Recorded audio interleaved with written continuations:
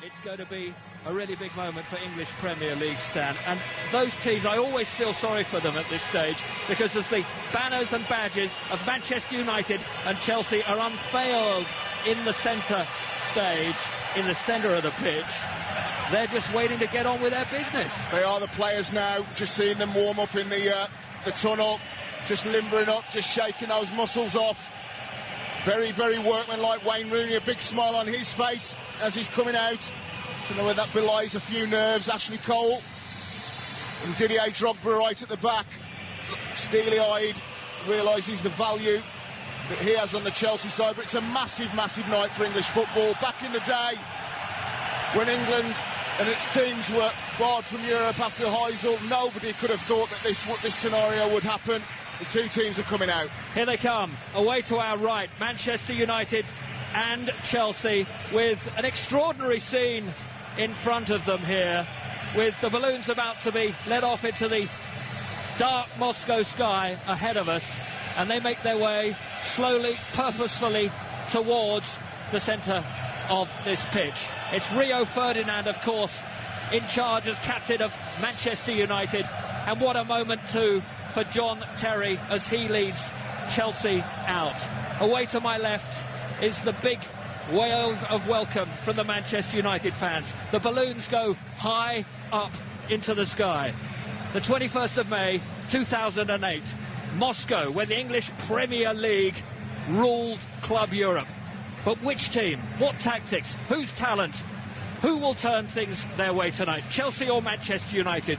For BBC Sport, our team of Graham Taylor, Stan Collymore, Mike Ingham, our chief football correspondent, and first, here's Alan Green. Welcome everyone, wherever you're listening tonight. Welcome to another Champions League final on the BBC. I say another, but it's not quite just another Champions League final, is it? This, arguably, is the greatest club game we've ever covered on the Corporation, because not only is it the greatest club competition in the world, the Champions League, undisputed in that role, but we have two English finalists. And if there is just a little pointer to what might happen, the two previous occasions in 2000 and 2003, when we've had teams from the same nation competing in the final, Real Madrid against Valencia in 2000, AC Milan against Juventus in 2003, that one was at Old Trafford. Each time it was the team finishing lower in the league that won the Champions League. So, is that an omen for Chelsea? The anthem, that marvellous anthem, concludes. The players will be nervous. They can't wait to get on with it. We've had that silly opening ceremony, which is purely for the benefit of television and means absolutely nothing to the fans inside the ground, but 'twas ever thus. The two lineups. First of all, Manchester United. The goalkeeper is Van der Sar. Then the defenders, Brown, Ferdinand, Vidic and Evra. In midfield, Hargreaves, Scholes, Carrick. Then Ronaldo, Rooney and Tevez.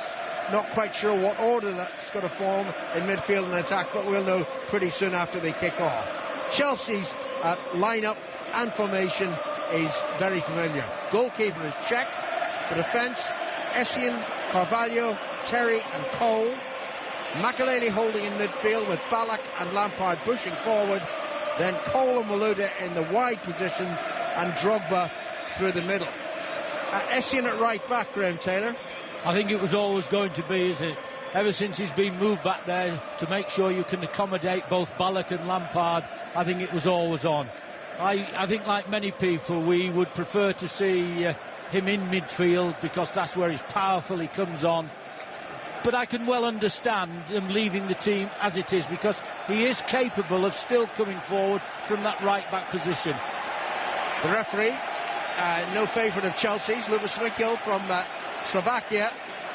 According to Jose Mourinho, he awarded a ghost goal at Anfield in that famous Champions League semi-final meeting between Liverpool and Chelsea. Garcia officially scored it. Chelsea remain convinced to this day that the ball never crossed the line. Chelsea's players, not quite in a huddle, but they're all embracing at the moment. Manchester United's Ronaldo is wandering amongst his colleagues, shaking hands. Michael Carrick's doing exactly the same thing. It looks as if United in their red shirts, white shorts and white socks will kick off this 2008 Champions League final. Ridiculously kicking off, of course, at 11:15 in the evening in Moscow. So it will finish officially on the Thursday. Chelsea all in blue. The referee takes the signals from his two linesmen, and the sooner he blows the whistle, the sooner those players will feel better. We're underway, and immediately Owen Hargreaves is playing down the right side of the midfield. In fact, the ball is played towards Hargreaves. It goes beyond him and behind for a goal kick. Now, that was the official lineup that UEFA gave out in their pre-match information. It's not always reliable, but that's where he is. So straight away he's come out onto that right flank, and you therefore say both Rooney and Tevez now are playing as two forwards, and Manchester United are playing a 4-4-2 formation with Ronaldo on the left-hand side, which puts Ronaldo up against Essien, of course. Goal kick taken by Czech. Here's Lampard hooking it on to Drogba, back towards Lampard, but didn't get the pass right. Hargreaves picked it up, then he was tackled and the ball's out of play. In fact, it's gone behind for a goal kick. I thought initially it had gone out for a throw-in, but no, it'll give an early touch for Van der Sar. Well, it all shows what what we all know. We were all talking about. We can't see that midfield being anything but the three of them in there. We didn't think that Hargreaves would come and play in a wide position, but that is exactly what has happened. He's well capable of doing that, Hargreaves. Here is Hargreaves heading the goal kick on, collected by Rooney. Rooney miscontrols the ball. It's taken off him by John Terry, and then snapped forward by Ballack. Drogba does well, playing it to the left-hand side, and here's Malouda over the halfway line into the United half, tackled and beaten by Hargreaves, and Malouda was tugging at the England player's shirt, so he concedes a free kick to Manchester United. Straightforward decision for the referee there. And the free kick taken by Ferdinand. Here's Paul Scholes. Scholes to Evra on the far side of the field. On now to Ronaldo, and Ronaldo's brought down by Essien. Well, that was a meaty challenge by the Ghanaian. Free kick awarded, of course. Scholes takes it to Ronaldo again. Back to Scholes. Ronaldo collects 15 yards over the halfway line. A couple of fancy step overs. Then he lays it on towards Evra. Evra got past the marker, and good tackle, and then came in from Joe Cole, putting it out for a throw-in.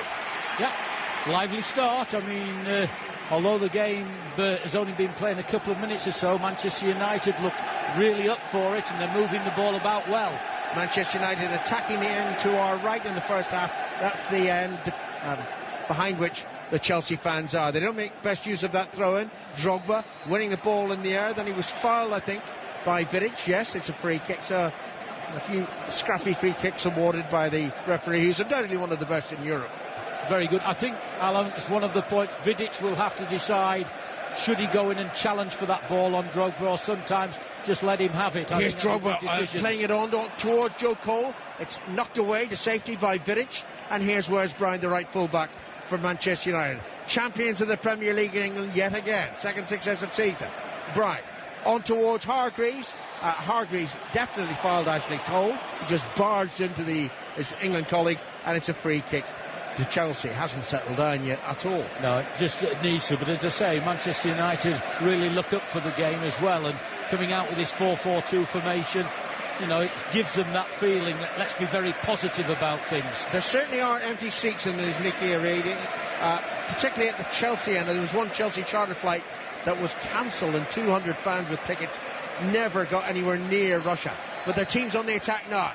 Lampard onto Malouda, left of the United penalty, gets a good cross in, headed away well by Vidic, further clear by Carrick. Then Malouda picks it up again, onto his left foot, lower cross this time, bounces towards Ferdinand, and he hooks it high, and out it comes off Malouda's head.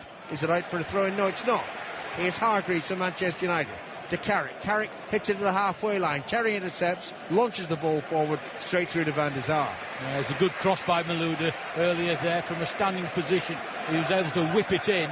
Fortunately for Manchester United, I think it was Ferdinand got his head to it. You're listening to BBC Radio. Manchester United 0, Chelsea 0.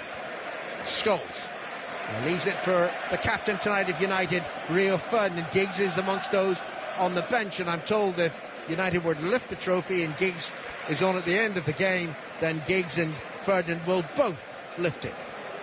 Chelsea will wish to deny them that honour. Scholes drives the ball towards the left side, taken on the chest by Ronaldo, but he can't keep it in play, and it's a throw in to Chelsea. Yeah, just little things like that, don't you? Don't often see Paul Scholes get that kind of long raking diagonal pass wrong. Slightly overhit it there. Very bitty in the opening 5 minutes of the game. Not an effort on goal so far. Chelsea waste the throw-in. Vidic slaps it back to Van der Sar.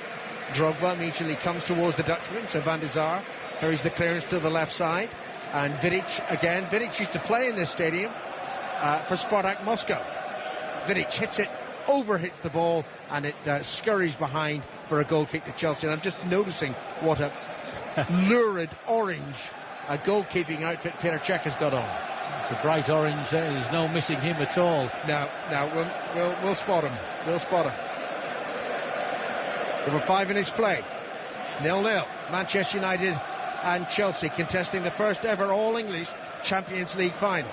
Here's Makelele heading the ball towards Ashley Cole, intercepted by Hargreaves, who started brightly for the champions of England. Hargreaves crosses the ball, takes the deflection, and Cech momentarily, I thought, lost his footing there, but did enough to get back and catch the cross. Yeah, as Hargreaves looked to put his cross in, it came off Ashley Cole and deflected towards the corner of the Chelsea goal, and just a little bit of a heartbeat there when Petr Cech just slipped, but eventually collected it quite comfortably. It's probably too early to see how this pitch is holding up, Graham. I mean, it looks okay.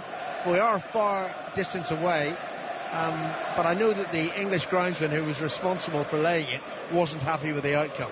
No, I think he's had quite a few problems, really, getting them to follow what he thought he wanted to do. It's not his fault. No. It's getting the authorities to let him do what he wanted. Here's Ballack, hardly in the game at the moment, but getting the ball to Lampard, who exchanges passes with Makelele. Lampard then looking for Drogba, who'd pulled away from Ferdinand, but Ferdinand gets his head to that cross and clears it. Then Malouda snaps it back in towards Drogba, flags up for offside.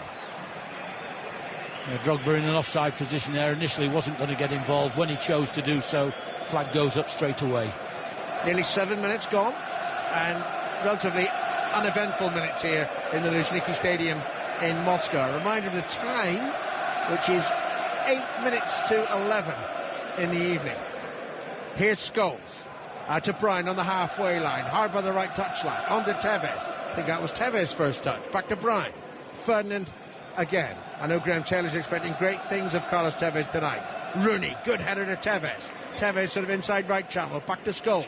Scholes now to Carrick in the centre circle. Ronaldo drops deep, picks up the pass. Ronaldo turns. A 1-2 with Rooney. Ronaldo again, good play. Heading the pass to the right side. Here's Hargreaves. Whips the cross in. Oh, good, important, vital intercepting header by Terry. Rooney was ready to direct that cross into the net with his head. Excellent cross from Hargreaves. We know he can do that when he's playing it right back. You're quite right, John Terry got a vital header there. Here's Hargreaves again, and Hargreaves wins the throw-in off Ashley Cole. I didn't see videotape of the incident, but I gather the Makelele challenge on Cole in training last night was not clever.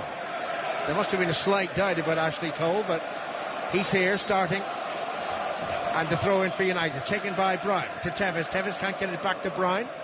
It's flicked on by Ashley Cole. Malouda doesn't keep it in play, and it's yet another Manchester United throw-in. The game not yet settled down into any real rhythm, but I still think Manchester United are edging it. Here's Hargreaves from the throw-in by Bryan.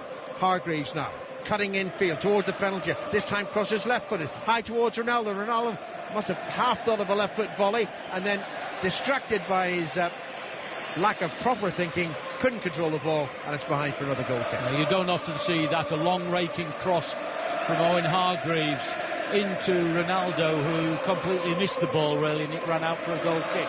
Very rare you see miscontrol from Ronaldo. Drogba wants something, just a drink of water. Can't be dehydrated. A swig and he'll feel a lot better. I don't think television audiences around the world will be enthralled by what they've seen in the first 5 minutes. It's been a little dull and scrappy. Here's Drogba playing the ball to the left side, but ahead of Malouda, and the ball didn't run truly there. It was bumping along the surface. Bryan got across with the interception and puts it out for a throw-in, which Ashley Cole will take. 10 yards from the corner flag of the United half. Chelsea left. Throw goes to Lampard, and Lampard's pass intended for Malouda, hit Carrick and ricochets off his knee out of play for third. I'm told that Drogba actually cut his tongue in a collision with Vidic. That's why he needed a swig of water. Makaleli. No, to Essien. And look where Essien had popped up from right back. Central midfield there, Essien. Lampard. Poor pass from him behind Ashley Cole and straight out of play. Yeah, he just got caught there as Ashley Cole came up on him. Needed to pass it first time. Once that didn't happen, stuttering on the ball, didn't get his pass accurate. 10 minutes played and we haven't had an effort on goal yet. Nothing even remotely near it. What's the referee unhappy with? Oh, I think he's telling Hargreaves and Ashley Cole not to pull each other's shirts. You change shirts at the end of the game, lads. Brown with a throw, headed back by Ashley Cole and then down by Carrick. Scholes flicks it on in the direction of Rooney, intercepted though by Makaleli. Makaleli's pass forward, met only by Carrick, and now here's Hargreaves again. To Tevez, lovely layoff by the Argentine to Carrick. Carrick was stretching though, and here's Drogba. Drogba almost got past Ferdinand. Ferdinand did really well to get the tackle in. And it's Rooney for Manchester United, inside the Chelsea half. Tevez back to Carrick, wide to the left side, and Ronaldo. Evra sprints forward. Ronaldo takes that as a cue to run in field. Then he leaves the pass short for Scholes. Scholes back to Carrick. Careful, thoughtful play by Manchester United. Carrick, good pass to the right side in Brown. 11 minutes gone in Moscow, 0-0. Brown's cross left-footed, headed away by Hargreaves, and I think Ronaldo wanted that ball taken under control from his chest, and it's behind for a goal. A little bit of misunderstanding, but interesting, Alan. The two people in the middle of the goal, almost in the D, were Ronaldo from the left-hand side and Hargreaves from the right. Now that's when Manchester United are playing at their best. It's not only when they have the movement of the ball, it's when they have the interchange of positions as well. There are the thoughts of Graham Taylor, the former England manager. Stan Collymore just a couple of seats to the left. I'll bring him in a moment. But here's Ballack to Malouda, a few yards outside the United penalty, and the cross was too deep, well beyond Joe Cole, who slipped anyway. Stan, what are your thoughts? Yeah, I mean, pre-match we wondered what scenario that United were in terms of their personnel on the pitch. Owen Hargreaves actually loved the fact that he's down that right-hand side, even when he's played as a deep midfield player for England and for Manchester United. He's popped up down the right sometimes and put crosses in, so I think that's a real positive step for Manchester United. Chelsea just can't get the ball up to Drogba at the moment. He's not holding it up. He's trying to play things off one touch. So at the moment, although it's scrappy, Alan, I think that United will be happier. Yeah. And I know Hargreaves, of course, doesn't usually play this role for England. He shows when he plays wide right for Manchester United, he can do just as well as Beckham, frankly. Well, he certainly gets forward, and what he does do when he crosses, he puts pace on the cross. So if he gets it accurately, all that the attacker has got to do is get on the end of it. The pace is already on the ball. He's hoping a throw in here, at least force Ashley Cole to concede the throw in, which is taken by Brown to Hargreaves, who's tackled by Makaleli, and here's Lampard onto Drogba. Drogba flicking it to the left side, but got the direction wrong, and it runs harmlessly to Vidic, who plays it back to Van der Sar. One of these cameras on wires above the playing surface. It looks always very dodgy to me, as if it's very heavy. It probably isn't. But you wonder, A, if a player's going to smack the ball up, it's going to hit that camera, or B, it might slip its moorings and crash down into somebody's head. I'd seen it earlier, and there's no doubt about it. It certainly is lower than the usual one. It is. That is certainly reachable for a long clearance. And the game isn't good. There's no other way of putting it, is it? It's not good at the moment. I think the thing is that neither side has had what we call controlled possession of the ball for a period of time. I think that Manchester United have been the better team. I think that they have been more lively, they've been more progressive, they've been more positive. But then again, to be able to control the ball, keep it off the opposition, and have what we say is good controlled possession of the ball, neither team has yet been able to do that. Well, Ashley Cole can't be happy with the state of the pitch because he's just changing his boots. Here's Rooney chasing on the far side of the field. Carvalho, the old nemesis, knocks it away out of play for a throw-in. Cole's boots are okay. He's back on the pitch, but Manchester United on the attack. Another couple of step-overs from Ronaldo. Then a simpler pass back to Scholes. On it goes to Carrick. Carrick in now to Hargreaves, who popped up from the right flank in a central attacking role, but the passing move from United breaks down, and here's Lampard to the far side, and Essien just curls it down that right flank towards Joe Cole. Across came Vidic and puts it out for a throw. Nearly a quarter of an hour played. Not a header at goal, not a shot on goal, nothing threatening either goalkeeper. Here's Ballack, who's been very, very quiet so far. Passing it back to Terry. Ashley Cole to Malouda. Ashley Cole again. That's a good ball into Ballack. A little bit of room now for the German captain. He shoots the ball forward, but too far ahead of Joe Cole, and it's behind for another goal kick. Yeah. I mean, that's a typical example, really, when you have wide players where Joe Cole is, and people say they've not been in the game enough. They need service. If they're not getting a service, they can't get into the game unless they go looking and wandering for it. At the present time, we've not seen much of a movement by the Chelsea team. There's not a lot in it, but I think Manchester United have made the brighter start. Definitely. In the first quarter of an hour. Still Manchester United 0, Chelsea 0. Champions League coverage on BBC Radio. Drogba rushes forward. Vidic was there first.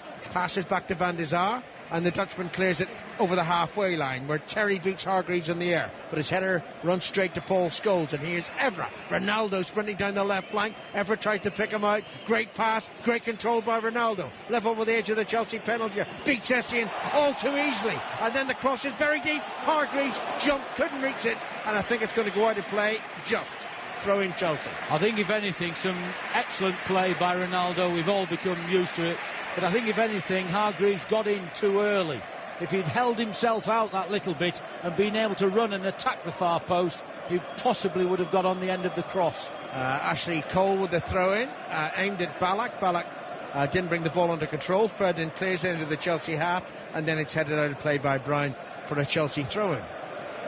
Well, no need to make any notes yet. I mean, Hargreaves playing on the right, that's about it. Stan? Yeah, I think it's quite clever tactically from Man United, because obviously Owen Hargreaves and Cristiano Ronaldo with width are actually stopping Ashley Cole and Michael Essien, two of their better attacking wide players, from getting beyond the halfway line. So pretty much it's Didier Drogba and one midfield player in the United half. So that's where United are getting all their possession from. Don't think Chelsea have started yet. Here's Ronaldo again on the far side of the field. I said it before the game, his first 15 minutes might be interesting, and it started very brightly for the Portuguese. Finds Evra with a pass, his cross, aimed at Rooney near post. Terry with a powerful header out of play for a throw-in. A good clearance by John Terry, straight onto the ball, well headed clear. Manchester United's tempo's very good when in possession. You know, oh, there's a mistake. Oh, there must have been a foul there. Free kick to Chelsea. Essien was fouled. And what's going on here with Scholes and Makelele? Well, now they must have known that the referee had blown his whistle. I think the referee's going to talk to both Makelele and Scholes. Rooney was involved in the earlier incident, but it's a free kick to Chelsea. And a pat in the back from the referee for Wayne Rooney, so he couldn't have thought there was any serious evil intent. Where did you get that outfit, Peter? Check. Don't wear that too often, England, for goodness sake. We'll all whistle at you. I'm not going to say... And he hits it straight out of play. I'm not going to say I agree with this, but from a psychological point of view, there is the feeling when you get a big, bright colour, the instinct is to hit it at it. It picks in your mind. And I'm not saying that I believe that to be true or not, but that is the feeling of some people, that if you see something bright, there's an instinct, you hit at it. Or now there you are, there's one for you. Or you might just throw up. Well, there's always that possibility. Brown looking for Hargreaves. Hargreaves right side gets in an early cross, quite deliberately by Hargreaves. Hit a Chelsea defender. It was Terry, and it loops behind for a corner. Well, Hargreaves and Ronaldo started really well on both flanks. Yeah, they definitely have. Yeah, they definitely have. Nearly 19 minutes played in the first half here in Moscow. Manchester United 0, Chelsea 0. Needlessly, a second ball was thrown onto the pitch. Hargreaves retrieves it, throws it away to safety, and he will take the corner. Linesman just checking the ball's correctly placed in the quadrant. Tevez, quiet so far, comes short, but he's ignored. Hargreaves whips the cross in toward the far post. Well, Drogba went to meet it, missed it completely, and it's gone out of play. Maybe it was deliberate from Drogba, actually. It's very give him hard the benefit of the doubt. Yeah, very hard to... No, actually, it must have glanced off his head, because it's a Manchester United throw-in. And now there's a foul on Ronaldo on the far side of the field. And that was Drogba. Or was it Makelele? It's a long way off. Ronaldo has started brightly. Yeah. I mean, when I think back to the game at Stamford Bridge, which Chelsea won 2-1, it's a completely different start. Chelsea haven't started at all. Not yet. at all. In that game, they took the game to Manchester United and took early control of it. But at the present time, Manchester United have certainly started as the brighter team. 20 minutes played here in Moscow. The free kick is very wide. Ronaldo's going to take it. Oh, no, he's not taking it, actually. Ronaldo's gone into the penalty area, and it's Hargreaves who'll whip this in. From the United left flank. Played in towards the near post, headed away comfortably by Frank Lampard, and here's Makelele heading it on, clattered into by Paul Scholes. That was a bad foul by Scholes. And now Rooney's pushing a Chelsea player away, Ashley Cole. There was no need for that either. Well, we talked about discipline to Mark Saggers before the game. We were talking about Paul Scholes and Wayne Rooney, and from nothing, we had these incidents. All of a sudden, all of the players together again. But Rooney, if he's been picked up there by either the linesman or not, he could be in trouble, because he's certainly come in with both hands and pushed the Chelsea player well away. Well, he's 22 years of age, Wayne Rooney, and really he should have wised up by now. He and Drogba are exchanging pleasantries or something like that. Scholes seems to have a cut, but it was surely a foul by Paul Scholes. Well, now Makelele is being spoken to by the referee. There's a yellow card out. But has he really judged that Makelele was the guilty party? I don't see it that way at all. There's a yellow card being waved. I think it is to Paul Scholes. To Scholes? Yes. Yeah. Well, he's got the worst. He's got a bleeding nose, but frankly, it was a bad challenge by him. I think it was actually it was an elbow that caught Paul Scholes. At first you thought it might have been a clash of heads, but I think Claude Makelele was leading with his elbow, and he's caught Paul Scholes there, and it's a good spot from the referee if he did manage to see that, but I thought it was 6 of one and half a dozen of another, to be fair. Well, Sir Alex is out, along with Carlos Queiroz. Sir Alex talking to the fourth official. I'm not certain whether Makelele was cautioned at all, but he certainly had his yellow card. I'm not too certain whether he got a caution.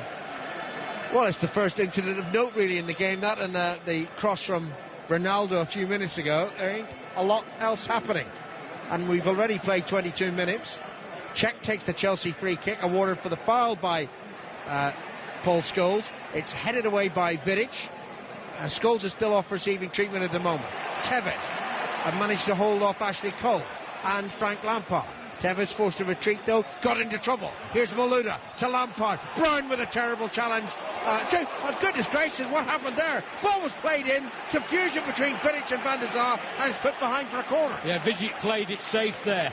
I think he felt that although Van der Sar was coming out, he could get his head on the ball. He's not prepared to leave it. Well, Brown was definitely guilty of a foul tackle there. And here's Drogba putting Van der Sar under pressure. I know we've passed the midway point of the first half, but I'll just see out this corner for Chelsea. Lampard to take it from the left side, hitting it right-footed. Chelsea putting pressure on Van der Sar. Ball played in. Terry went to meet it, didn't make any contact, and it's behind for a goal kick. And here is Mike Ingham. Well, Scholes is still off the field, and it was very, very unclear as to whether the referee also showed a yellow card to Makelele. But I'm just looking down at chap in front of us who's got a monitor. He's doing all the stats, and it shows yellow card to Makelele as well. But that's not official. But I thought, Graham, the stoppage came at a good time for Chelsea, because it's broken up a bit of Manchester United tempo. I'd agree entirely with that. It's broken up because Manchester United have certainly been the better team. The game hasn't really settled down into anything constructive yet. Joe Cole, and that's overhit the pass. You're listening to BBC Radio. The Champions League final, Manchester United 0, Chelsea 0. As Scholes, having been patched up, comes back on again for Manchester United, who are playing from left to right in this first half. So Makelele and Scholes now both carrying yellow cards in this final. That's the norm, it seems, these days for Paul Scholes. And now Carlos Tevez finds the aforementioned Scholes, trying to make up for missing the final in '99. Rooney coming deep, finds Ronaldo over on the far side. Cross comes Michael Essien. Rooney gives it to Evra, goes for the return ball, but he won't get it. But certainly tactically so far, Sir Alex Ferguson winning this on points, and Avram Grant has to respond. In all of the preparation, I'm sure Ashley Cole would have been expecting to face Ronaldo. I'm sure Michael Essien wouldn't have been thinking that he would be up against Ronaldo, but that is exactly what's happening just at the moment. Throw into Chelsea over on the far side. Drogba trying to get into the game, and Chelsea win another throw. No, that's one thing that hasn't happened yet. Drogba certainly hasn't got into the game. Vidic has competed very well with him when the occasional ball has been played up to Drogba, but we've seen very little of him.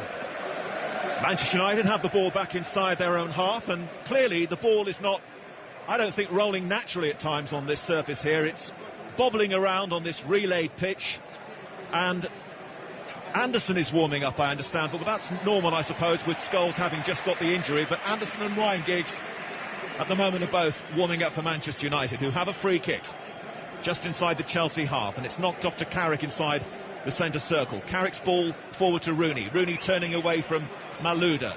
Rooney lays it right to Hargreaves. Carrick's made a run into the area.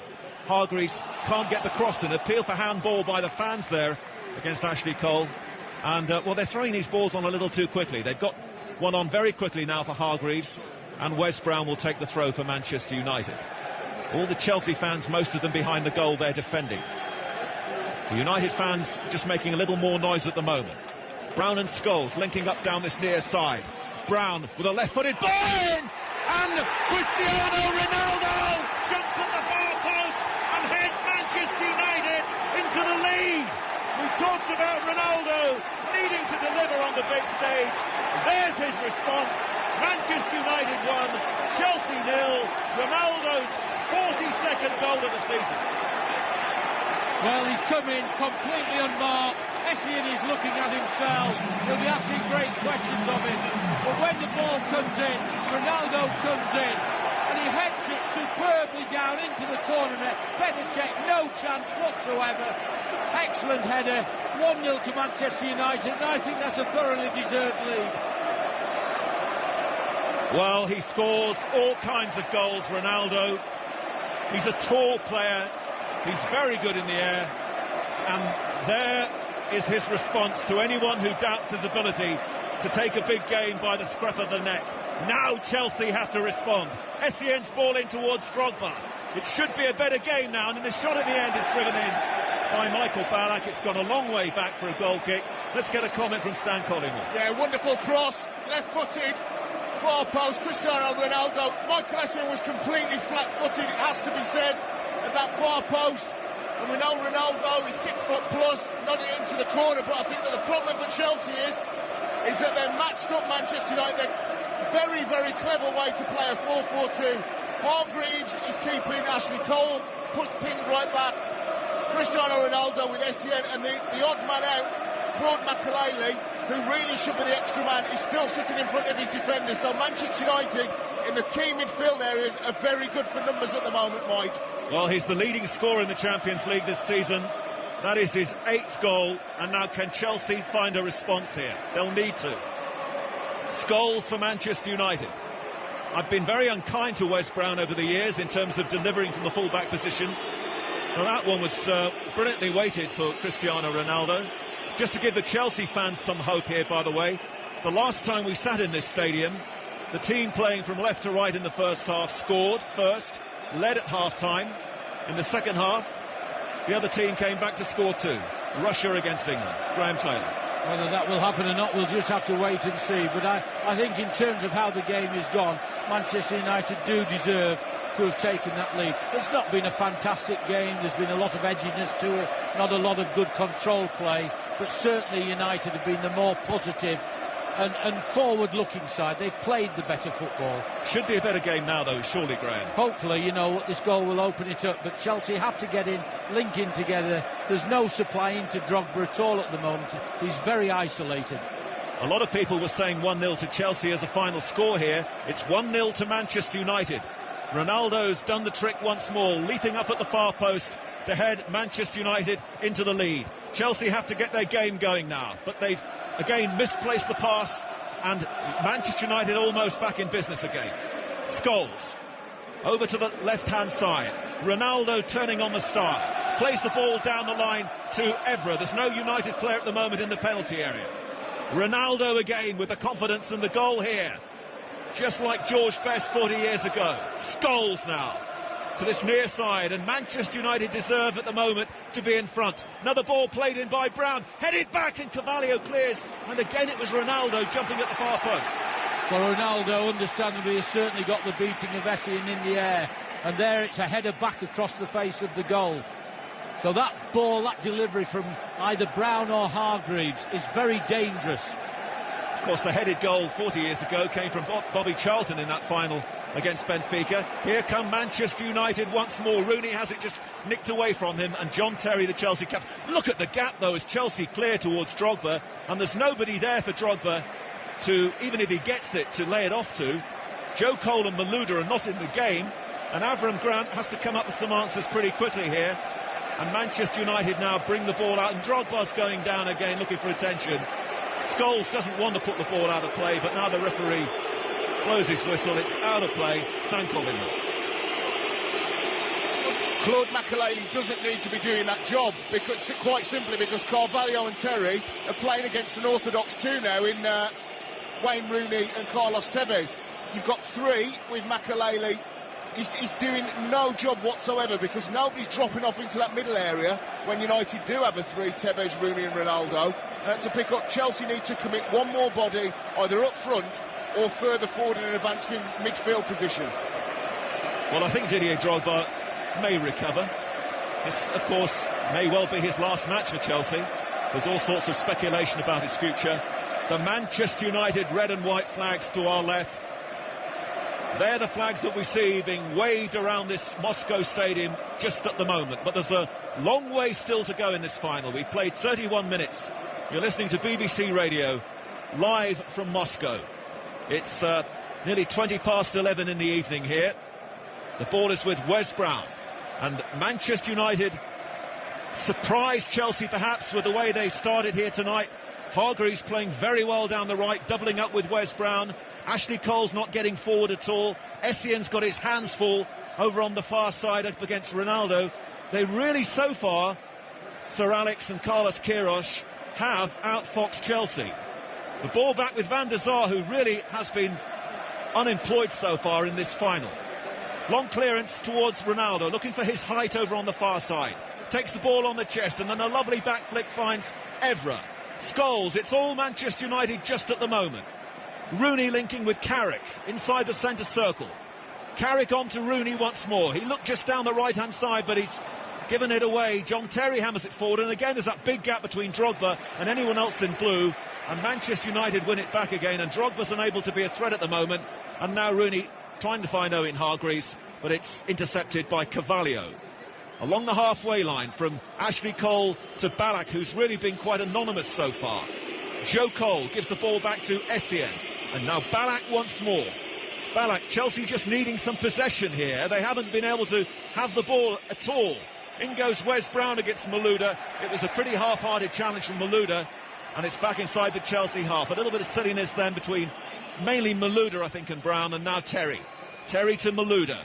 Malouda needs to get into the game here. Ashley Cole, for just about the first time, inside the Manchester United half. Lampard holds off the challenge from Hargreaves, floats the ball in towards Drogba. Drogba's headed back, pressure from Ballack. Ferdinand was in trouble, and Manchester United eventually clear. It'll be a Chelsea corner. Oh, there's some good fortune there, and Van der Sar did very well to claw it away. With Drogba coming round at the back post, headed it back in, and then I think it was Ballack put great pressure on Ferdinand, not certain who actually got the header in. But if it hadn't been for Van der Sar clawing it away, that would have definitely been the Chelsea equaliser. Well, that was the power of Chelsea. Here comes the corner. Van der Sar manages to palm it away out of the penalty area. Chelsea pick up the loose ball once more. Carvalho has stayed forward following the corner kick. He's got two Manchester United players with him, including his old friend Wayne Rooney. And Rooney's got the better of Carvalho, and now Carvalho's out of the defence as Rooney goes forward and hits it very long and ambitiously to the far side of the field. Ronaldo may get there first. Ronaldo's early ball in, and Tevez, great error from Tevez, save, ball comes out, another great save from Petr Cech to deny this time Michael Carrick. Oh, thrilling football there by Manchester United, and Petr Cech keeping Chelsea in the final. If Chelsea come through to win this final, they'll owe it to Petr Cech. 2 fantastic saves. The first one from Tevez, it comes out, and Michael Carrick really does everything that is asked of him, but it's a tremendous save by the Chelsea goalkeeper. What a counter-attack that was by Manchester United. Great header from Tevez, terrific save from Cech, and Michael Carrick looked as if he was going to roll it in for Manchester United, and Cech was there again. Corner to Manchester United. Over on the far side of the field, the left, a big high ball, Chelsea trying to defend in number, and there was enough pressure there from the Chelsea defenders to make sure nobody in red could get that on target. Well, we may say that the quality of the play as such hasn't all, improved dramatically. It's still good, but what we have suddenly had, we've had goal-mouth incidents, and that generally is what makes a game of football. It creates that excitement. Well, we've talked about the great players on the big stage in these European finals. We remember the likes of Zinedine Zidane, of course, for Real Madrid in particular, and tonight Cristiano Ronaldo, much coveted of course by Real Madrid, has headed Manchester United into a deserved lead here in Moscow. Tevez now giving the ball to Ronaldo. Back flick from Ronaldo. Tevez, I don't think we'll get that against John Terry, who steers the back pass back to Cech, and Cech just manages to get rid before Rooney pounces. Yeah, I don't think John Terry was quite aware that where Rooney was, and Petr Cech had to get rid of that ball as Rooney came in on him. Throw to Manchester United. Into Tevez. Tevez with a lovely ball square to Hargreaves. Hargreaves into Carrick. There's better movement here from Manchester United. Hargreaves again, wide on the right. Can't get the cross in this time against Ashley Cole. He's looking for a corner kick, but it doesn't reach the corner. It's going to be a throw to Manchester United deep inside the Chelsea half. Manchester United 1, Chelsea 0. BBC Radio live from Moscow. And that's a goal kick. My theory about Cech's outfit, the orange, was maybe that was in preparation for the penalty shootout. But we may not get that far now, unless Chelsea can respond. Well, where we are, we can't say that actually they hit that orange. He threw himself at it. He's brought off 2 great saves. World-class keeper, of course, Cech, but his team are trailing, and Drogba's looking a little frustrated. But there was a moment to encourage Chelsea when Ballack got forward and Ferdinand had a few problems, and now Essien is adjudged to have fouled Ronaldo, but Ronaldo is doing it so far in this final for Manchester United. Playing over on that left-hand side of the field and ensuring that Essien, who loves to power forward, can't do it, cannot take the chance. Vidic with a free kick to Manchester United. Into the Chelsea half. Rooney against Terry. They both missed it, and it'll drop to Petr Cech once more. Let's have another word from Stan Collymore. Stan, how do you see it? Well, that move was delicious, was the word that sprang to my mind. It all came from Ricardo Carvalho, of course, trying to chase the game for Chelsea. Gave it to Wayne Rooney, who galloped, 40, 50 yards and played that wonderful diagonal ball. Really wonderful move all round, and I still think, just looking at the options really, I think that Makelele's job is completely redundant there, sitting in front of Terry and Carvalho, because I keep going back to this point that Tevez and Wayne Rooney are playing as a 2 up front, so why not bring Nicholas Anelka on, give more of an option with the likes of Frank Lampard getting up in support of 2 up front with Drogba, because at the moment it's all Manchester United in that killer final third. A lot of danger coming down that left-hand side, as you'd expect from Ronaldo, and we're probably able to see here why Chelsea have already bought themselves a new right-back for next season from Porto, Basingua. He'll be playing for them next season, but not tonight, obviously. And now Essien into Malouda. Malouda turns and shows far too much of the ball to Paul Scholes, and United are back in business once more. They have the cohesion so far in this game in midfield. They seem the better prepared at the moment, but still a long, long way to go in this Champions League final. Vidic. United fans sing their songs, and Vidic decides to turn the ball back once more to Edwin van der Sar. There was a big mosaic in red and white away to the left, which spelled out the word believe before the game. Well, at the moment, those fans, those Manchester United fans, very definitely believe that this is going to be their year. They lead Chelsea by 1-0. Can Chelsea respond? They're playing it very slowly at the moment, though, Chelsea, as they just look to try and get a bit of a foothold here. Makelele to Joe Cole. Awkward to control, but he's got it. Ballack now pops up down that right-hand side of the field. Skims the ball in with his left foot. Malouda into Makelele. Seems surprised to get that one, Makelele. Lays it off to Terry. Terry now to Ashley Cole. Halfway inside the Manchester United half, but it's a bit pedestrian here from Chelsea, and Terry now almost gets in difficulty, and Makelele helps him out, and now it's moved on to Michael Essien. Essien to the other Michael Ballack. Oh, Ballack into Malouda. What a poor first touch, though, by the Frenchman. And Manchester United looking to another Frenchman, Evra, to clear. He's hit that very quickly, though, back into the Chelsea half, and checks there. First period of controlled play by Chelsea, and it was in the Manchester United half. They need to be doing much, much more of that. 5 minutes to go in the first half, and Manchester United lead through yet another Ronaldo goal. John Terry, that's a lovely ball forward to Ashley Cole. Brown has to be careful, and Brown's challenge, well, wasn't the greatest, but Cole slipped. I think he'd lost possession anyway, and the ball trundles away for a Manchester United goal kick. I have to say, Mike, I wondered whether Ashley Cole could have just kept his balance. Perhaps I'm being harsh looking at it again. I just wondered if he could have kept the balance, and literally got round him, chose not to do, and it came to nothing. The referee thought it was a perfectly fair challenge.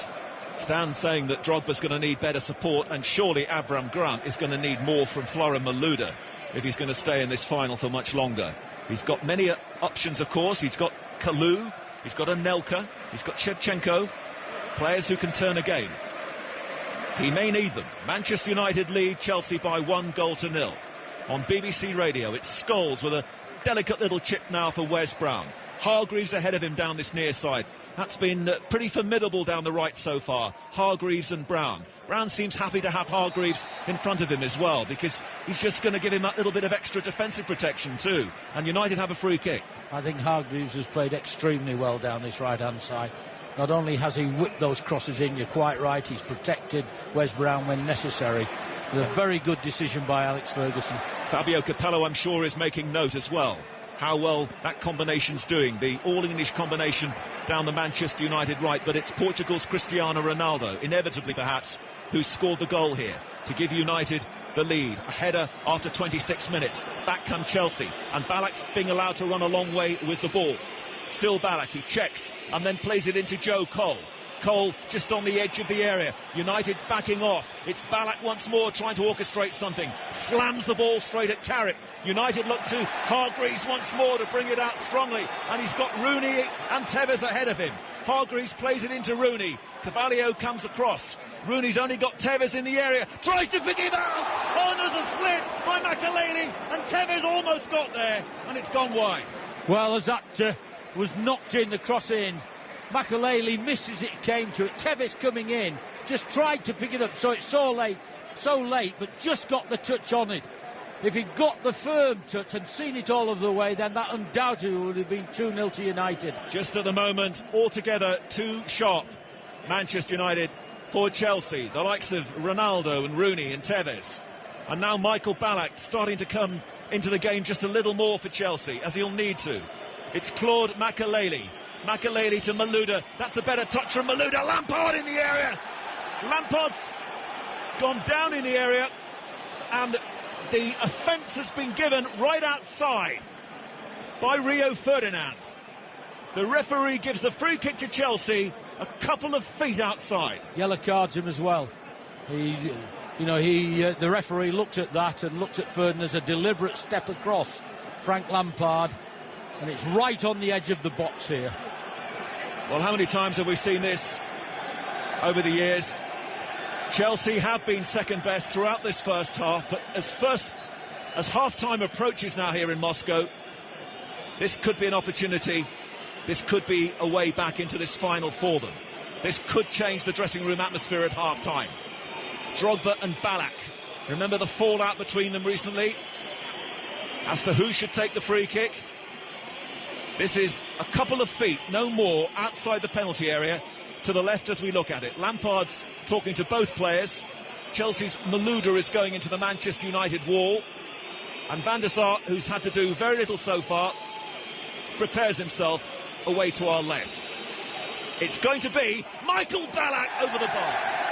And a goal kick to Manchester United. Always had the feeling it was going to be Ballack on this occasion. One step, trying to swing it into behind the area that the wall was protecting. Difficult to do on the edge of the box, to get it up over such a tall wall and then get it down again. He wasn't able to achieve it.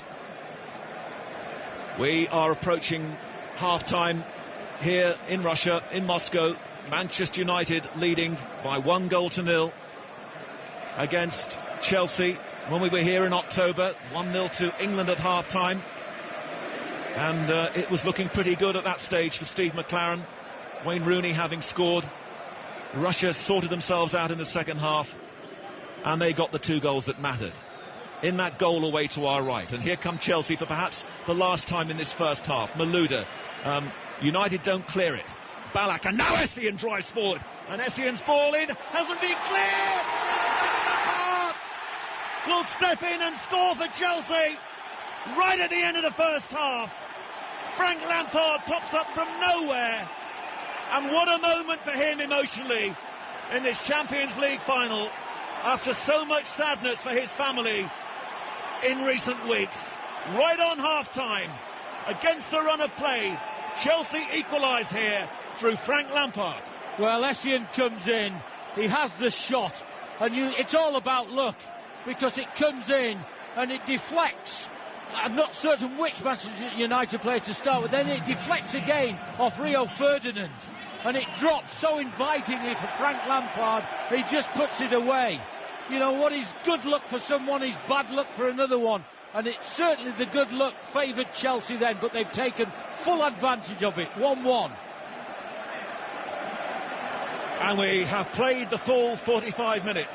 I have no idea how much added time we're going to get here.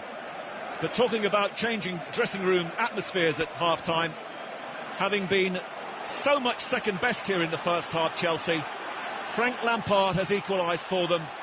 And look at the effect it's had on them and their supporters now as Ballack drives one wide. And, well, they're just making an announcement about the added time. Didn't hear it. 2 minutes of added time. Stan Collymore, what have you got to say? Well, Chelsea have taken their little piece of luck. Two deflections, it has to be said. The last one off Rio Ferdinand for Frank Lampard to tap in. But that's the added bonus of having an attacking midfielder. Chelsea just haven't got into those positions all the way through this half. I just wonder whether now Abraham Grant might decide to keep Makelele as that defensive midfielder, or be bold in the second half and add somebody like Solomon Kalou or Nicholas Anelka back on a knife edge. Thank you, Stan. And while all that was happening, a poor challenge by Ricardo Carvalho on his fellow countryman Cristiano Ronaldo. And then there's a few things happening afterwards, and Makelele on a yellow card has to really calm down. So Carvalho went right through on Ronaldo there and got a yellow card. So we've had 4 yellow cards, I think, now in this first half, Graham. Yes, I mean, the referee has seen it. You can't argue, really, with whatever he's done. We have to be very careful. It goes into the second half. You can now, you know, feel that tension and feel the tenseness, and then see the reactions of the players on the pitch.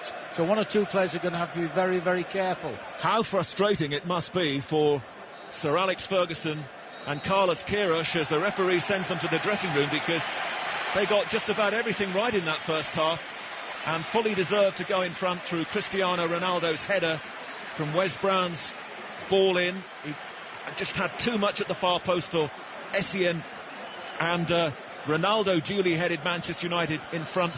And then, and I don't know how important this could be come the end of the day, a couple of fantastic saves from Petr Cech to deny Carlos Tevez and Michael Carrick. And Chelsea, right at the end of the first half, riding their luck, get the equaliser through Frank Lampard. So it's really set us up here for the second half. The half-time score being Manchester United 1, Chelsea 1. It ain't pretty, but it's the way we like it in the Premier League. And that first half in the end, an extraordinary climax with that Chelsea equaliser after never having come to the match at all tonight. I'm Mark Saggers, this is 5 Live Sport. It's Manchester United 1, Chelsea 1 at half-time. Stan Collymore alongside me. First of all, just a quick overall reflection, then we'll go through those incidents, and in the end there were many in that first half. Yeah, they didn't adapt quickly enough, Chelsea, for me. Claude Makelele expecting, I think, Manchester United to play a 4-3-3 with him set as the deep midfielder to stop the likes of Cristiano Ronaldo, Tevez and Wayne Rooney as the 3. But as it turned out, United called the bluff. They went with Owen Hargreaves wide first. Wonderful tactical decision because he can get up and down. He penned Ashley Cole back in his left back position, and Cristiano Ronaldo over on that left. It effectively, Mark, made Claude Makelele's position redundant. A lot of times through that first half, Chelsea had 5 against only Wayne Rooney and Carlos Tevez. You nearly said it before the start of the game there, because Chelsea were out late for their warm-up. Whether that was deliberate or not, it made them look as if they weren't at the races, and they weren't early on. And with Owen Hargreaves wide on the right, there was the tactical change from Fergie, learning so much from that league game when Chelsea battered them early on. There was never going to be that again today. Well, I expected Claude Makelele as an experienced pro. Don't forget, he's been in an arena like this and he's won the Champions League. Once he realised that he wasn't going to have an attacking midfielder coming up against him, he should have pushed forward 10 yards to give the likes of Ballack and Lampard, get them within touching distance of Didier Drogba. As it turned out, Lampard and Ballack, for the most part, were a good 40 or 50 yards away, and Chelsea just couldn't get out of their own half. Well, nothing much happened to start with, did it?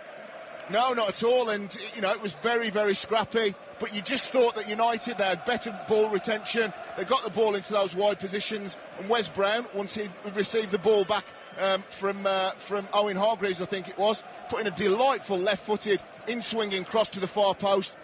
Cristiano Ronaldo, yes, he's very tricky with the ball at his feet, but he's 6'1", 6'2", and very good in the air, and caught Michael Essien napping. Yeah, what a header that was as well. I mean, he pierced the goal, the Chelsea goal, and Cech was nowhere. The Scholes incident was vital as well. That really brought the game to life there. He got a bloody nose for his clash there with Makelele. They both were the first 2 yellow cards of the game.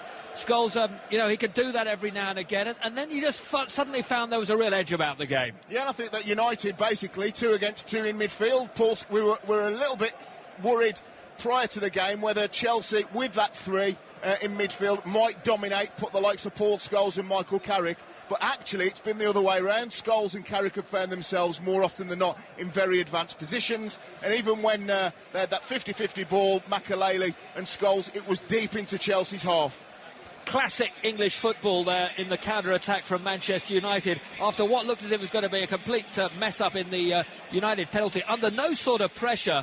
And then Van der Sar had to make a terrific save in the end from Ballack's pressure on Rio Ferdinand. It was Ferdinand whose header was goal-bound. It was going to be an own goal. There's no doubt about that. Yeah, it was a wonderful ball, diagonal outside the box to Didier Drogba, who for the first time really got into the game, nodded the ball back, and it was just under that pressure, like you say, from Michael Ballack.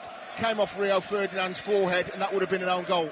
Rooney bursts out of defence, just hits an arrow pass to Ronaldo, whose pace and confidence, you had to have the pace and confidence of Ronaldo to fetch it and then do what he did with it. And 2 saves from Cech. We highlighted both goalkeepers. They both showed us exactly why they're as vital as strikers in a game like this. It came from Ricardo Carvalho. He tried to get up, as John Terry did once or twice midway through the half. He gave the ball away just on the right-hand side, and Wayne Rooney ran, fully 50 or 60 yards.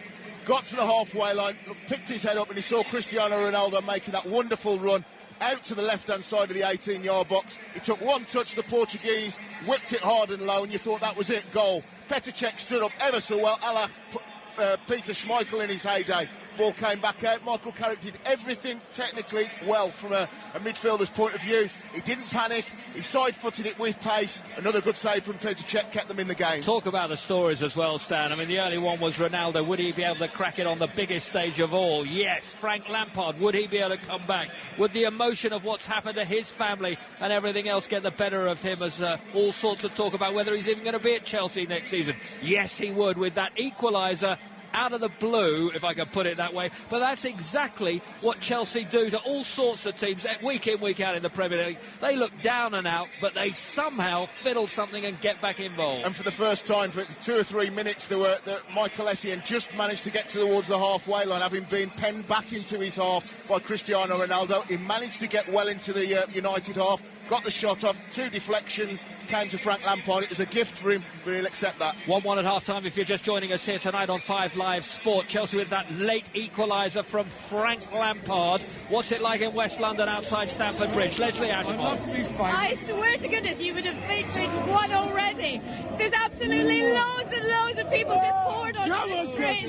Hi, Nick, how are you feeling? Oh, we are absolutely fantastic here. It's brilliant. Super Lampard. What a goal. Right on the really, really downhearted. We are absolutely over the moon. We are celebrating. We are going to win this. You've got 45 minutes left, though. We are going to trounce it now. We have got them. Trust me, we're going to win this easily. We are going to win. Well, they just think they've won already. I swear to goodness, what a mess. They're really going for it there in West London. What about at Old Trafford? Nick Garnett's in the closest pub to the ground. It's very, very quiet here now. It all went very, very quiet just in the last minute. And with Emma and Sean, how do you feel now that that goal's gone in? Really positive still, because we're the better team. We had all the chances. They had one fluky goal at the end, and we're going to win it still, no problem. Ronaldo, Rooney, Giggs is going to come on, because he's my favourite player. Giggs is going to come on and score a winning goal. Sean, they had all that possession in the beginning of the first half, and they got nowhere, but that goal's wiped it all out. Not really, because Chelsea haven't been the better team by far. Not been up to scrap, just not played good. And you reckon that you'll be able to do it in the second half? 3-1, the scoreline for United. Well, there you go, 3-1 from here. That's the score from that they say that it's going to be. Belief from Manchester United fans and belief from Fergie. It may well be his tactical nous that gets the better of Avram Grant. We'll talk more on that in a moment. Just to tell you, though, that Giggs and Anderson and Nani are among the substitutes from Manchester United out on the pitch at half-time. No sign of any Chelsea thoughts at all. 0500 909 693 is the number to ring tonight. 606 with Alan Green following the conclusion of the Champions League final. You can email him via the 5 Live website or text Alan as well, 85058. We're back where we started. Manchester United won, Chelsea won at half-time. Full second half commentary to come on BBC Radio 5 Live. The Champions League final. Man United take on Chelsea. Live from Moscow. This is 5 Live Sports. Half-time, Manchester United won, Chelsea won. Ronaldo with a terrific header for Manchester United. Chelsea really against the run of play, back in it through Frank Lampard. Just very quickly, we haven't really mentioned the pitch there, you know. Van der Sar slipped. He was in two minds possibly, but his feet went from under him, you know. Yeah, but looking around the box, I think that would have happened. That was just because it's wet. Certainly looking around, the surface looks quite well and is bearing up considering. Stick or twist, you said. Stick or twist. What do the two managers do for the second half? I think for United, keep it as it is. I think it's Chelsea that have got the tailoring to United's system. I think that they've completely came out of the blocks and bamboozled Chelsea. Like I say, keep going back to this point, but it's so relevant. Claude Makelele's job at the moment is redundant. So what do Chelsea do? They either put another one up front and try and wrestle back some kind of possession, or stick Solomon Kalou on for Makelele, an additional midfield player. Stan, they're all into the game now. You must have come off big games when you've been battered like that in the first half and you perhaps got a lucky break. Will Chelsea at half-time really come out now? Will we see a different Chelsea side because of what happened just before half-time? I think so, because certainly for the first 30-35 minutes it was all Manchester United. It was interesting towards the end of the half that Cristiano Ronaldo faded a little bit, and certainly Michael Essien came more to the fore. But again, it's back to square one.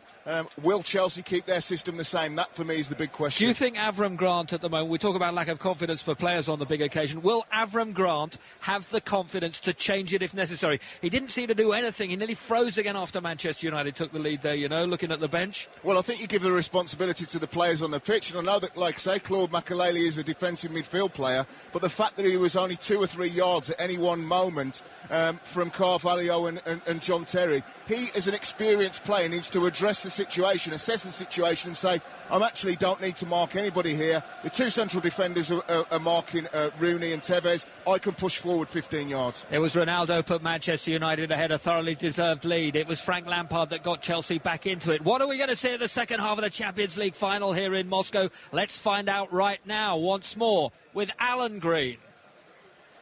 Well, absolutely nothing to commentate on in the first 22 and a half minutes of the game.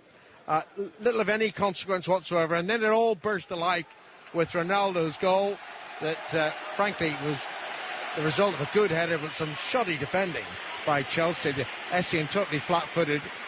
And really, Manchester United should be out of sight.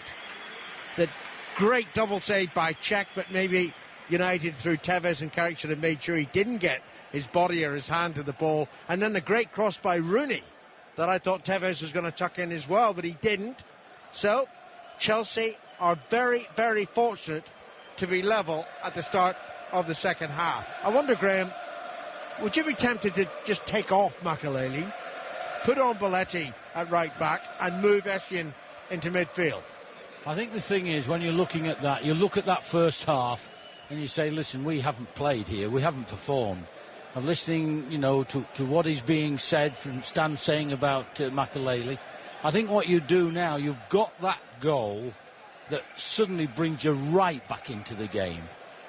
So in one respect, let's have a look for 10 to 15 minutes and let's see if that goal has such a positive effect on us and we can then get ourselves really in control of the game. If it doesn't, then he has to make changes. Well, Manchester United are out very early for the start of the second half. There are no changes in their 11, nor would you expect a change. Goalkeepers Van de Sar, defenders Brown, Ferdinand, Vidic and Evra.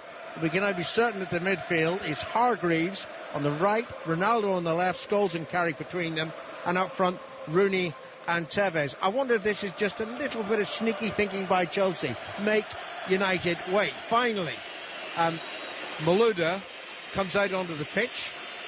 He hasn't done a great deal for me, but Chelsea as a whole haven't done a great deal. They have to play better, surely, in the second half than they did in the first, and we're assuming that they're not going to make any changes as yet. The goalkeeper is Cech. Defensive Essien, Carvalho, Terry and Ashley Cole. A midfield of Makelele, Ballack and Lampard. Then Joe Cole and Malouda, and finally Drogba. And it's also important, Graham, there are four changes. Now Sir Alex Ferguson actually came out behind Drogba, and I think there may have been words from the United boss there about, why are you so late? What do you think, Graham? Yeah, I mean, at the end, the referee will have called them out. The referee will have been in charge of those kind of situations. It may be that he's brought them out of the dressing room. I'm not certain. We haven't seen inside there. My whole particular feeling about this is that goal just before half-time. Are we going to see a change of effect? Well, we'll just have to wait and see. I should tell you, 4 players were yellow-carded in the first half. Ferdinand and Scholes for Manchester United, Carvalho and Makelele for Chelsea, and there were some touchy moments. Definitely. This referee will not be frightened to send somebody off. The second half is underway. Chelsea all in blue, defending the end to our left, behind which are the Manchester United fans. It's clattered upfield by Cech. Brilliant chest down by Drogba, but Malouda, who's had a poor game, just volleys the ball high over the crossbar. That was hopeful, wasn't it? It was hit and hope there. It's knocked down to him. He's had a swing at it with his right foot. He's never going to score from there. What I also think is Chelsea have got to get into the game to be able to bring Cole, Joe Cole in particular, who's hardly had a kick. Hardly had a touch of the ball. No involvement. Terry heads the ball forward, intercepted by Carrick. And here's Brown on the far side of the field. Malouda's foot was high. And is that a free kick? I think it is a free kick. About a foot in from the right touchline, almost on the halfway line. Played to Scholes. And back to Ferdinand. And here's Vidic. Vidic for Manchester United. To Rio Ferdinand. And there were 2 deflections on the way to Lampard's goal. One of them certainly came off Ferdinand. Ferdinand leaves it now for Scholes inside the centre circle. First minute of the second half has been played. You listen to BBC Radio. Manchester United 1, Chelsea 1. Evra into Tevez, back towards Evra, but another example of how this surface is not clever. Evra slipped and Cech makes the clearance to the halfway line. Scholes heads it back. Here's Ronaldo, who was caught quite badly by Carvalho late in the first half. Here's Wes Brown. Hargreaves, who certainly had a very influential first 45 minutes. Malouda barged into him there, and the referee's quite right, Lewis Mikel. That's a free kick to Manchester United. I look at Malouda and I cannot understand why his fee was justified. I do not understand what he's doing in the team. Well, I have to say, I think he's been a big disappointment in terms of his performances. They've been very, very inconsistent. Free kick taken by United. Here's Ferdinand on to Vidic. Quite a slow start to the second half. Poor from Vidic. And then Scholes was caught by Drogba. And if Drogba hadn't done that, Chelsea were in a great position to counter-attack. Anyway, Scholes is going to take the free kick himself. Pedestrian start to the second half. Scholes hits the free kick to the left side, and Evra into Ronaldo. Lampard's close by. Neat back heel by Ronaldo to Evra. And to Scholes. Scholes looking for the run forward of Hargreaves. Hargreaves almost got to the ball. Ashley Cole was under pressure but heads it away, and Cole snaps the clearance over the halfway line into the United half, where it's met by Rio Ferdinand. Lots of empty red seats by, quote, executives on the far side of the field. We see that too often in England, don't we? But they're the UEFA cats who lick the cream. Ball's out of play on the far side of the field. Yeah, I mean, it was very interesting to see how quickly this game does settle down. It hasn't in the second half. No. It's waiting for Mike Egan's commentary, just like the first half. I'm just wasting my time. I should hand over to Mike. Well, Sepp Blatter's here, the president of FIFA, and Michel Platini, of course, the president of UEFA, such a great friend of English football, Michel Platini, as he keeps on making his statements. Here's Lampard towards Drogba. Good interception by Ferdinand. Ferdinand runs forward, finds Ronaldo, but the pass was awkward to the Portuguese, and it's out of play. Which way is the throw-in going? It's going to Ronaldo and Manchester United. Essien doesn't like the decision, and needlessly another ball boy throws a ball onto the playing surface. Throw-in taken. Ronaldo back to Scholes, and Scholes carefully into Carrick. Carrick now to Hargreaves. Hargreaves and Ronaldo, the best United players for me. Here's Brown. Hargreaves again, and it's to Carrick once more. 4 minutes already played in the second half. Not of any great import. Carvalho to Ballack. Ballack plays it in the direction of Malouda, but Ferdinand's there first, easily, comfortably. Plays it back to Van der Sar. Van der Sar out to Carrick. Carrick now turns and runs away from Ballack. Finds Paul Scholes. Scholes to the left side, and Ronaldo, Evra the fullback, rushing past the Portuguese, and Ronaldo running forward and quite deliberately played it off Joe Cole, out of play for a throw into United. Ronaldo takes it, back to Carrick. Scholes available. Carrick was clattered into there by Joe Cole. That could be another yellow card. And Joe Cole, waves his hands as if I'm innocent. No, you're not. It was late. It was a silly tackle, wasn't it? There was no need. It was always going to give a free kick away. I find that very difficult to understand, because if Manchester United now so wish, they can put the ball in the danger area. Free kick taken by Ronaldo to Evra. Back to Ronaldo. On to Evra again.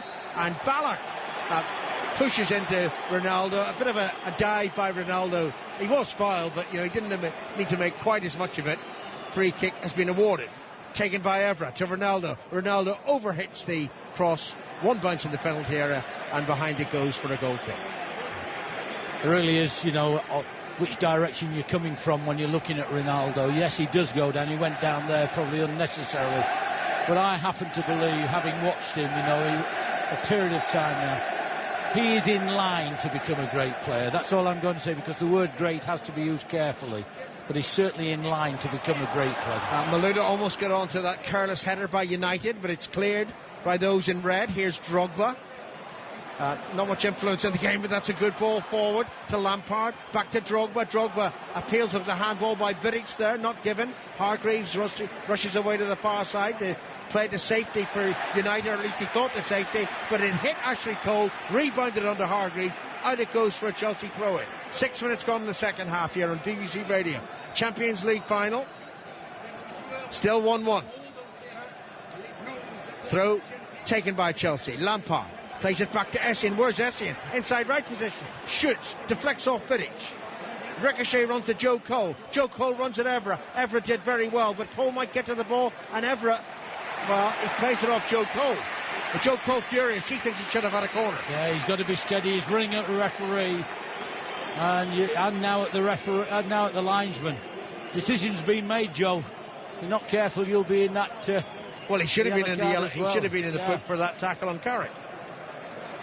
Goal kick is taken short by Van der Sar to Vidic.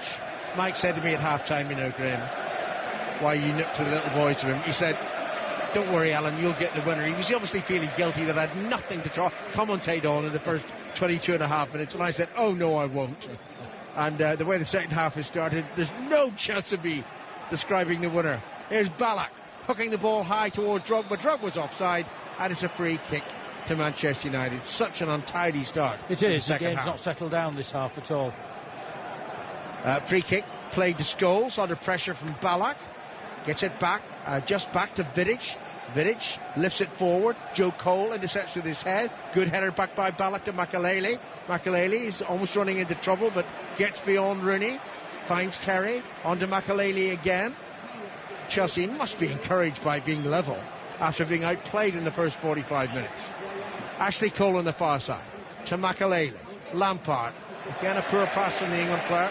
Straight out of play, and it's a throw into Manchester United. Just for a period of time, we did see Chelsea just tried to link that ball together, although they didn't end up being totally successful. But they need to do more of that. They haven't kept the ball anything like they should have done, but credit Manchester United, particularly in the first half, for that. Here's Carvalho with a header towards the United left flank, kept in play by Evra. Ronaldo available. Ronaldo takes it up, faced by Michael Ballack. Ronaldo cheeses Ballack, moves inside. Great play by Ronaldo, finding Evra. Needs a decent cross. Far post, too high. Too high for Hargreaves, and it's out of play for a throw. What a poor cross. You know, at this level, great play by Ronaldo. Releases Evra, time to look up. Players in the box, pick them in, drive it long. What you don't do is overhit it and put it out for a throw-in. Very, very disappointing end. Well, had it been the other way around, had ever put Ronaldo through, you'd bet the cross would have been much, much better. Ashley Cole with a throw, deep in his own half, towards Drogba. Drogba was just leaning back on the defender, but play allowed to continue. Manchester United had possession, then they lose it. Here's Makelele, that's a good ball forward to Malouda. Now Malouda runs into the centre circle. A man free in the far side. It's Essien. Come up from right back. Essien moving forward. Steps in. Left foot. Shoots over the crossbar. Tell you what, he just had to get it on target, because if you look, Van der Sar slipped. He almost went to ground, did Van der Sar. I thought Essien was trying to bend it into the right post, into the right-hand part of the net. He made a complete mess of it. As it happened, if he'd hit the target, I think it would have gone in, because Van der Sar slipped. I think he wanted it really on his right foot, which is better than his left foot. But Van der Sar was prone. He wouldn't have got to the ball if it had been on target. Well, that officially, folks, is my first effort on goal during my commentary in this game. not that I get needled at this sort of stuff. I just like to commentate on better football. It has been a better game, actually, since Ronaldo put United in front and then Lampard equalised. It's hit into the United half, but I think it's running down that far touchline, still in play. Officially, folks, it's midnight in Moscow. Isn't this ridiculous? Absolutely absurd. What are we doing playing football right across the continent of Europe at midnight? Stan Collymore, give me an excuse. Good morning, Alan. Oh, thanks, mate. It is absurd. It's interesting to note, though, that obviously Chelsea's goal came from a miss-hit shot by Michael Essien, and bemoaned Makelele sitting in that deep midfield position and not being the one to push out. Essien effectively now is playing, I've never seen it before, but a right-back come central midfielder. He's making 40, 50-yard runs, and every time he gets the ball, Cristiano Ronaldo's really going to have to do a shift to try and pen Essien back now. He's capable of it. Now, Vidic had to hit the ball out of play there, and Drogba used the opportunity from the resulting Chelsea throw-in to sort of wave his arms at the Chelsea crowd, urging encouragement from the club supporters. Here's Lampard after the throw. Good ball to Ashley Cole, just to the left of the penalty. Excellent cross in. Drogba was there. So too was Vidic. And Vidic puts it behind for a corner. Excellent defending by Vidic. He had to get down onto the floor to head it wide of the goal. Yes, he's conceded a corner, but with Drogba bearing down on him, it was first-class defending. Corner to Chelsea. 1-1 in Moscow. Played into the near post. Drogba had an opportunity to head it goalwards, but caught it awkwardly with his forehead, and it's harmlessly behind, high for a goal kick. Drogba came in and around the near post area on the edge of the 6-yard box there. I'm not certain whether he headed it, it came off his shoulder, but didn't take full advantage. And 5 Live at 10 o'clock, assuming a normal finish in this game. We'll have 6:06, which I'll be presenting from the Luzhniki Stadium in Moscow. The lines are now open, 0500 909 693. Now here's Michael Ballack, 30 yards out, drives it in, that's just wide. I think Van der Sar had it covered. I think Ballack has had more shots than any other Chelsea player in this game. But here he's got the space, he's got the time. You're expecting him to hit the target. You know, and he doesn't, it's well wide. No, Van der Sar had it covered, but it was a good yard. Nobody closed him down. 12 minutes played in the second half. 1-1. Manchester United and Chelsea. Unquestionably, United the better team in the first half, but it's goals that decide matches. However, fortunate the equaliser for Chelsea. Here's Tevez, who hasn't quite had the impact in the game that you hoped that he would have. He's had 2 chances to score and didn't take either of them. Ferdinand heads the ball back to Van der Sar. And Van der Sar out to Ferdinand again. On the far side of the field, it seems like a mile away. The stadium's quite shallow in terms of its seating, and we're quite high up and midway between the halfway line and the goal occupied by Petr Cech. Vidic, that's a good drifted pass to the far side, and Brown, who on the volley plays it into Carrick. Scholes available in the centre circle. Carrick though on to Hargreaves, and now Brown again to Hargreaves once more, now level with the edge of the Chelsea penalty area. 2 defenders across there, one is Makelele. Makelele gets in a tackle, the ball's out of play. Hargreaves has gone down as if he's injured, and I tell you what, Hargreaves doesn't he's holding his face again. Remember, Scholes clearly Hargreaves thinks that Makelele caught him quite deliberately. Scholes had blood from his nose after he made a tackle on Makelele in the first half. Was it a swinging elbow? A little bit, but not much. I don't think any intent whatsoever. No, he did catch him on the side of the face. He caught him, but I think the whole body movement as you're trying to win the ball was responsible for that. 59 minutes played in Moscow. 1-1 Manchester United and Chelsea. Cech with a Chelsea free kick. And then it's with Malouda on the far side of the field. Malouda to the left of the penalty area. Back to Lampard. Lampard now into the penalty area. Lampard tries to cross the ball. It's blocked by Ferdinand and rebounds for a corner. Well, he's taken the corner there by attacking, by being very positive. We've seen Lampard do that on occasions. We've seen him skip past defenders. Wasn't able to do this that time, but got the corner. To Chelsea, played into the near post. Brilliant defending by Manchester United. That was Vidic. What a wonderful headed clearance under pressure. But Chelsea have seen far more of the ball in this second half than they did at any stage in the first half. On the far side, it's with Malouda. Malouda back to Makelele. And United have got everybody back defending in their own half. Here's Essien. Never mind right back. He's in central midfield at the moment, holding off Scholes. Feeds the ball to the right. To Joe Cole. Into Essien again. Edge of the penalty. Slipped there. Was tackled. Ball breaks to Rooney. And Rooney, back in his own penalty area, belts the ball upfield. Tevez is on his own. Mistake by Ashley Cole. Heading the ball straight to the Argentine. There's no support. Makelele gets in a tackle. And Chelsea are secure once more. Number of players slipping. Tevez there slipped when he had the opportunity to get away from it. I don't know if it's the pitch or actually their footwear. Ballack to Lampard, and was Lampard pulled down there by Hargreaves? He was. It's a free kick to Chelsea, and Hargreaves reacted quite badly there in terms of the way he threw the ball back to Lampard. The referee decides not to take any stern action, but as I said, it's touchy, you know. I hate to say it, but you could have a sending off here easily. Free kick taken, break, ball in. Ashley Cole doesn't pull it back correctly. Malouda was waiting. But here's Ballack to Lampard, back to Ballack, into the penalty area, low cross in, skips off the head of Ferdinand, high into the air, headed away. Essien with a bad challenge, and he knows it on Ronaldo, and that surely will be a yellow card. No, it's not. No, he's not going to give that. Essien knew that he was definitely going to be second best there. Came in. Certainly didn't go in with his feet, but got his body in the way deliberately on Ronaldo, brought him to the ground. Anyway, it's a free kick to Manchester United. Van der Sar out of his penalty area to take it. 61 minutes gone here in Moscow. Van der Sar carefully plays the free kick to the far side of the field, and where's Brown? And Brown hits it from right to left, aiming it roughly in the direction of Ronaldo. Headed away by Carvalho. Evra kept the ball in play, but good play by Joe Cole. Joe Cole to Ballack, who's brought down by Tevez. And look, you know, Ballack reacted to Tevez said something to him. Ballack reacted. Not clever. I've got a dodgy headphone connection, and that's why I'm trying to hold that plug in. It's very nice of you to offer as well, Graham. Such a friend. Anyway, free kick is taken. High towards Joe Cole. Joe Cole tackled though by Ferdinand, and I can switch headphones. Just talk away.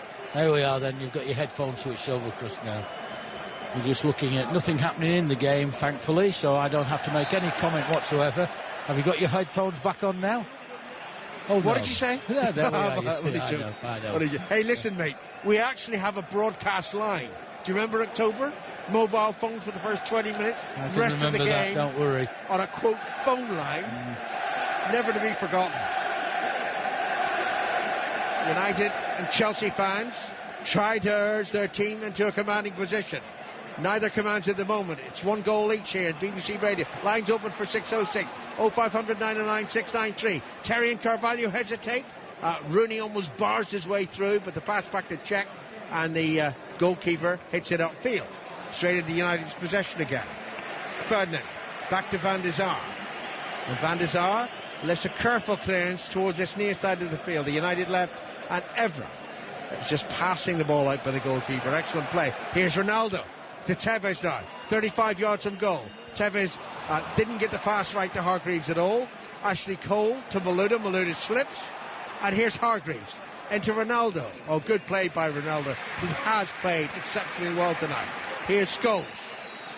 Ronaldo available again, but ignored. Pass goes to Carrick instead. Carrick lifts it high towards Rooney. And Rooney's not going to get there. Not going to keep the ball in play. Talking about players who've made an impact. Rooney hasn't made an impact yet. None at all. It's cleared upfield by Chelsea. Drogba was fouled there by Vidic. I think Drogba had slipped initially. There was actually no need for Vidic to foul him. He'd have got away with that. Definitely. I think in the main Vidic has handled him well, but there'll always be the occasion when the fouls are given against the centre-back, particularly, competing against a person the size of Drogba. The centre-forward will win the free kicks. Well, if Mike's right, and I'm going to describe a winning goal, it better come in the next 3 minutes. That's assuming the winner is in normal time. But we might have extra time. So off the feature of European Cup and Champions League finals. And 4 of the Champions League finals have gone to penalty shootouts. Malouda, left-footed free kick, played in well, clear. That was an outstanding clearance by Michael Carrick, because if he got a poor touch in that, he could have knocked it into his own net. He had to go for the ball. It was a risk he took by, instead of moving out, putting his foot out to it. And you're quite right. Fortunately for him, it came off the right way. If he'd got the deflection, then you couldn't have seen anything other but an own goal. Well, it's a great piece of defensive work by Michael Carrick. Here's Michael Ballack to Lampard. Lampard sees that Ashley Cole's got plenty of room down the far side. Plays midway inside the United half. Ashley Cole to Lampard. Faced by Carrick. Lampard still has the ball. Backheels it to Malouda. Malouda left foot shot. Deflects off Ferdinand. Ever tries to scoop it clear. Only high. And Essien's there. Level with the edge of the penalty. Excellent play by Essien. Into Ballack. Lampard shoots. Comes off the head of Vidic. And behind it goes for a corner. And Chelsea are getting on top here. They are. As gradually as this half has progressed, we've seen Chelsea, I wouldn't say grind their way to it, but gradually have more passing, more of the play, and they're forcing Manchester United back. Another Chelsea corner, again from the left side, and again delivered right-footed by Lampard. Deeper this time. Van der Sar was nowhere, and the header came off Terry high over the crossbar. I think I was always saying before the game that no goalkeeper likes opposition players right round him, but as you get older that little bit, it's Van der Sar takes an instant dislike to that. He's always looking at the referee from the word go as if he's being fouled, which is not always the case. Goal kick taken by Edwin van der Sar towards Ronaldo, and I think it goes out of play off Essien's head. It'll be a throw into Manchester United. I wonder when Sir Alex will make a change, because I do expect Ryan Giggs at some stage in the game, and maybe Anderson. Here's Evra with a throw to Tevez. Tevez hasn't done a great deal. And here's Joe Cole picking it up, running forward. Drogba's in a good position. Cole tried to pick him out with a pass, but I think it ricocheted off Carrick, and it goes behind for another Chelsea corner. Yeah, a little bit of pressure now from Chelsea with the succession of corners. This time it's from the right-hand side, so Malouda's going to take it, left-footed. Well, Ballack's up there, Carvalho's up there. John Terry just pulls his socks up, and Drogba, all excellent in the air. Malouda comes, left-footed, in-swing corner, doesn't beat the first defender. That was Ronaldo. But the clearance runs harmlessly to Essien. Essien back to Makalele. Makalele onto Ballack again, promising for Chelsea. Dinks it in toward John Terry, headed away by Ferdinand's limping. Ferdinand's limping quite badly at the moment. He's got a problem. The United captain is struggling with an injury. Malouda onto Lampard. Lampard into the penalty area, pulls it back, and Ferdinand can hardly limp even as he knocked that ball away. It's still in play, and the referee has now blown his whistle so that Rio Ferdinand can receive treatment. After a word from Graham Taylor, we're midway through the second half. It'll be Mike England. I think that's a correct decision by the referee. It was pretty obvious that Ferdinand was limping, and the referee had seen that, and when he had to clear it with his injured leg, he immediately went to floor. Yes, the ball didn't go out of play, but I think the referee was quite right to stop play and bring on the physiotherapist. I just wonder whether it's cramp, Graham, and nothing more serious than that. And of course, it would be desperate for Manchester United to lose their captain at this stage. Stan, let's hear from you. Stan Collymore. Yeah, I think that it is cramp. The stretches are coming on, but certainly the way it looked as if it wasn't a hamstring. If it was a torn hamstring or a little hamstring strain, he would have been able to move around. Cramp does get you, makes you go to ground quite quickly, and he certainly was in a lot of pain, Rio Ferdinand. But just going back, the left backs, Ashley Cole and Patrice Evra, have had really two good opportunities in this half, both of them, to put crosses in when they've been inside the 18-yard box, and instead of going along the route of hard and low across the box, hope that somebody gets a touch in it and scores a goal, it's been poor pass selection. First, Patrice Evra tried to dink it over to the far post, poor decision, and Ashley Cole the same. Well, Frank Lampard is also receiving some attention as well down there, and I think I said in the first half when there was an injury to Didier Drogba that it came at a very good time to Chelsea because they were really up against it. This time out has actually come at a good time for Manchester United, Graham. It is, because as this second half has progressed, Chelsea have come more into the game. They've had more control of the ball. They've passed it amongst themselves and kept it for much longer than they were able to do in the first half. And Manchester United, just being gradually moved back. You may not have heard the last commentary tonight from Alan Green, because the way things are heading, we are heading for extra time here.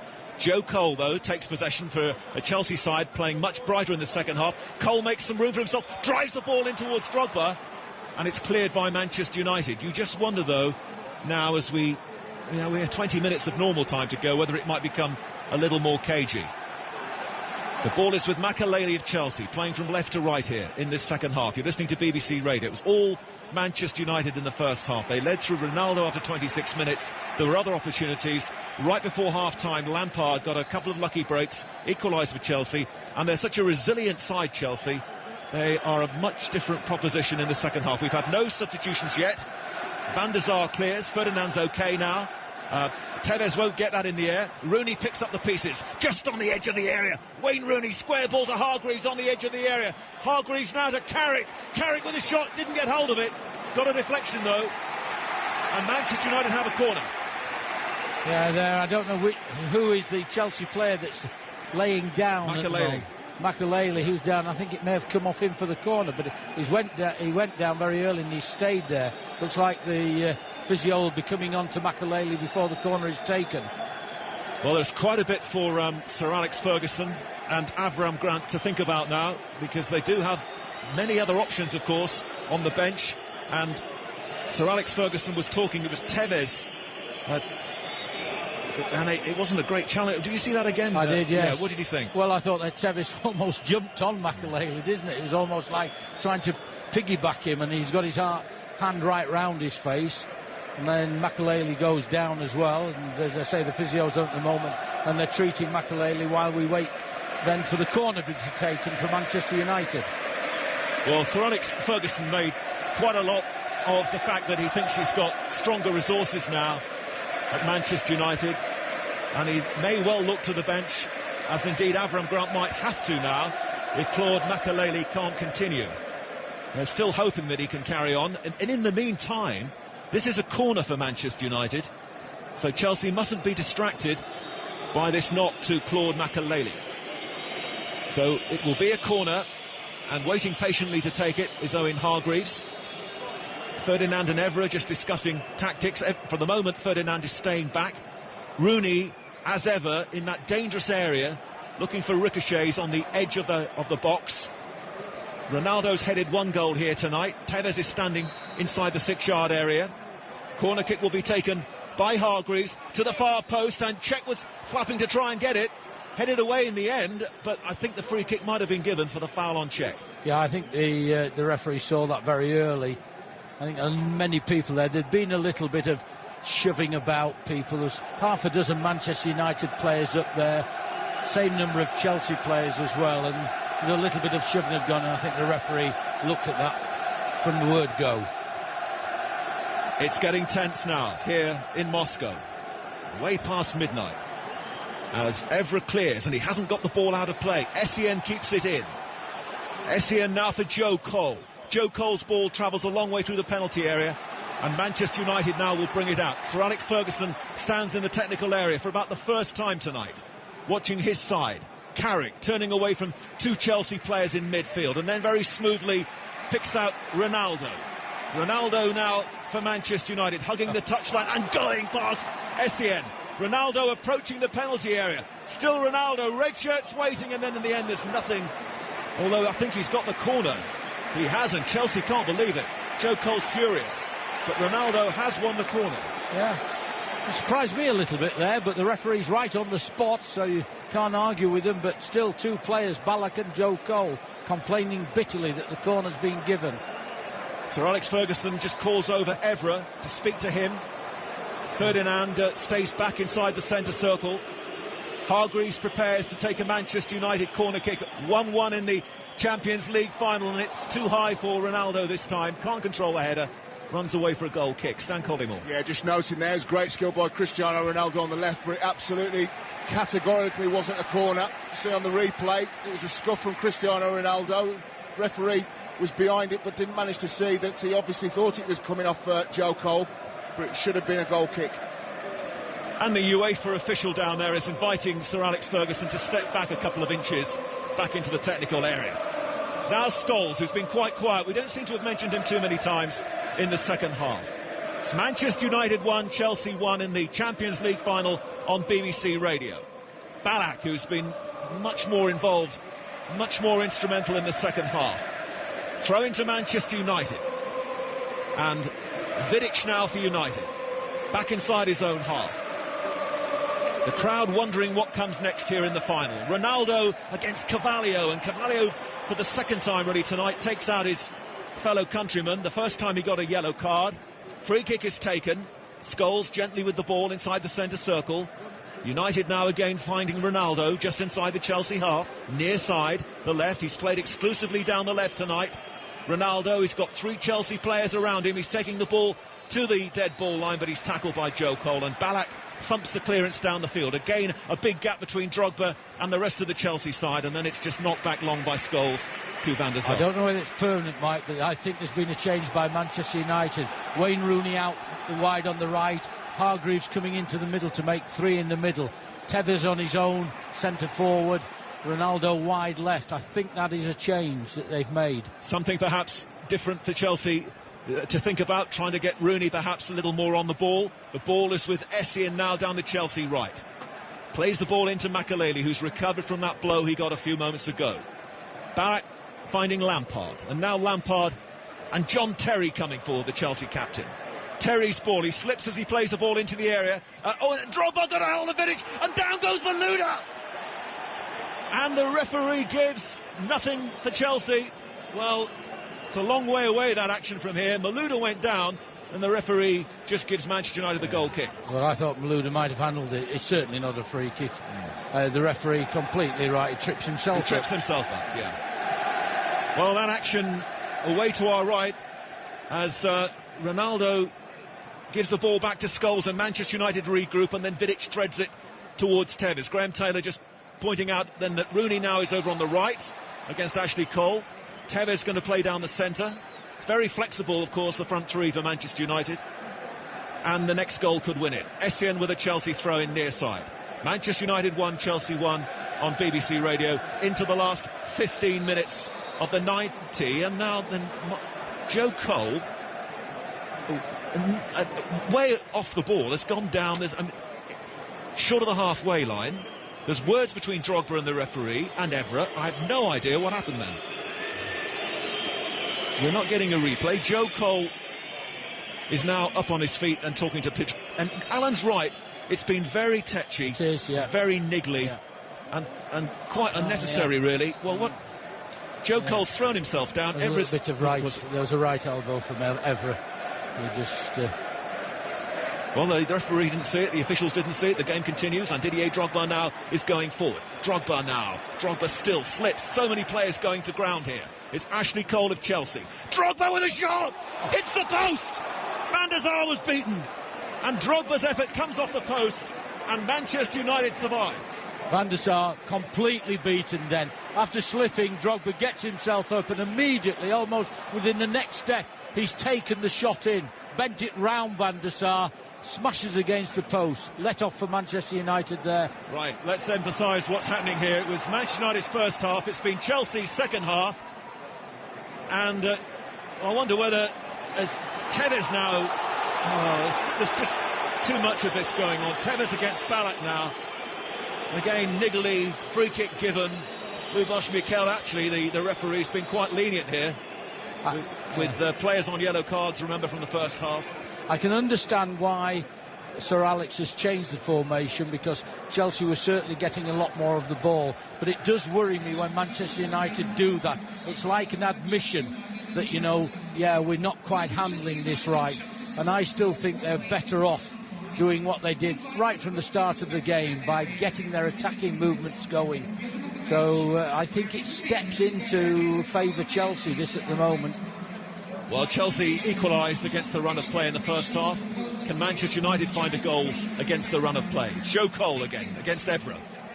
Ball in the air, headed down by Lampard, helped on by Malouda, but Manchester United patrolling in defence. Ferdinand's header to Van der Sar, and now United bringing the ball out, playing from right to left. And they find Wes Brown over on the far side, and now Rooney joining in. But United have given the ball away, and Chelsea sense they could have the advantage here. And Malouda's looking brisk over on the left side, into Drogba! And Drogba can't put it away. But Malouda, much more of a threat in this second half, played the ball into the near post, and Drogba couldn't control it. I don't know whether to blame the surface or not, or whether the footwear that some of these players have got on, but far too many, for me, are slipping at vital times, and you could really pay for it. You know, in one respect, I hope it is the problems of the pitch rather than having your wrong selection of boots on. Carrick of Manchester United, and now Scholes. 10 minutes to go of the normal time here. 1-1 in Moscow. Ronaldo on the ball for Manchester United. Joe Cole doubling up to try and help out Michael Essien. Step overs from Cristiano Ronaldo. 3 Manchester United players waiting, and it's headed away easily by Carvalho. At the back for Chelsea. Throw-in. Still no changes made yet by either of the managers here. Aware that the players here could be facing an extra 30 minutes. Throw into Manchester United. Evra, who played in the final for Monaco against Porto. Evra throws into Tevez, who really hasn't quite delivered this evening. He may be one of the players who might make way if Manchester United make changes. Now, Ferdinand finding Brown down the Manchester United right. Carrick's return ball, looking for Brown. In comes Ashley Cole and does well for Chelsea. And it's out of play for a Manchester United throw. We've just moved into the last 10 minutes here. The 2 goals in the first half. Ronaldo first, Lampard equalising for Chelsea. United at the moment not moving it quickly. That's normally their game that they love. They love the tempo, the passing and the moving. Scholes now, bit more height to this near side of the field. Evra cuts it back to Tevez. Tevez fancies a shot, and it's just wide. And I think Petacek did have that one covered. Yes, I think he did. I just wondered if it got a slight deflection it was, but that was not the case. I mean, there's a little chance there for Manchester United, but as I've said, you know, on a number of occasions, I just concern myself when they start to play in a formation that takes away their free-flowing football. If they play this way, they've got to get the ball to their front and wide men. United's first half, Chelsea's second.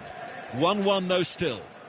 Joe Cole, and now Lampard squirts the ball forward to Essien. Vidic is there, and he can't give it back to Van der Sar, and that just has to settle for a throw-in to Chelsea. Now, the throw will be taken by Essien. Essien trying to find Joe Cole. Evra's back and will clear for Manchester United. Still inside their own half. In comes Carvalho. Chelsea have to be careful here not to be vulnerable to the counter. They've still kept the ball well, though. And it's Terry inside the centre circle. Down the centre to Malouda.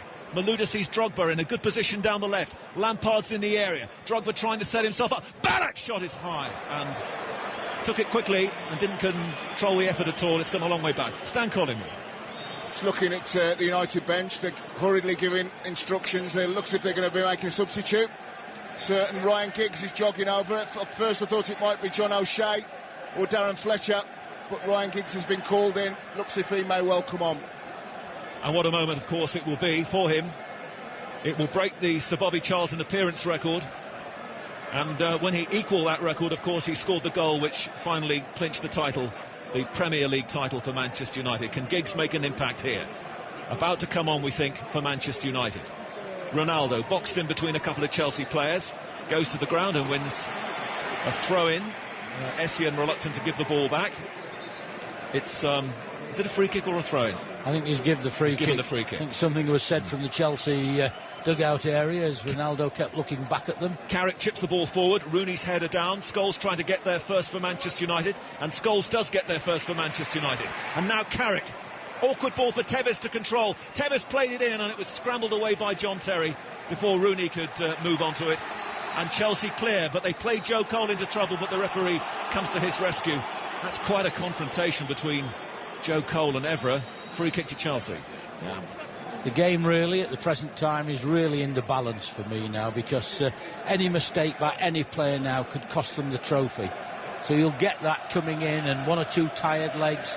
Be very interesting if and when the substitutions are made. In Barcelona, United went behind and won the Champions League. Here they went in front, and now Chelsea are battling all the way for the victory themselves. And the linesman has given the kick to Chelsea near side, foul by Vidic, and Malouda's across to take it. And John Terry and Carvalho are quickly forward. Ballack has scored some important goals with his head.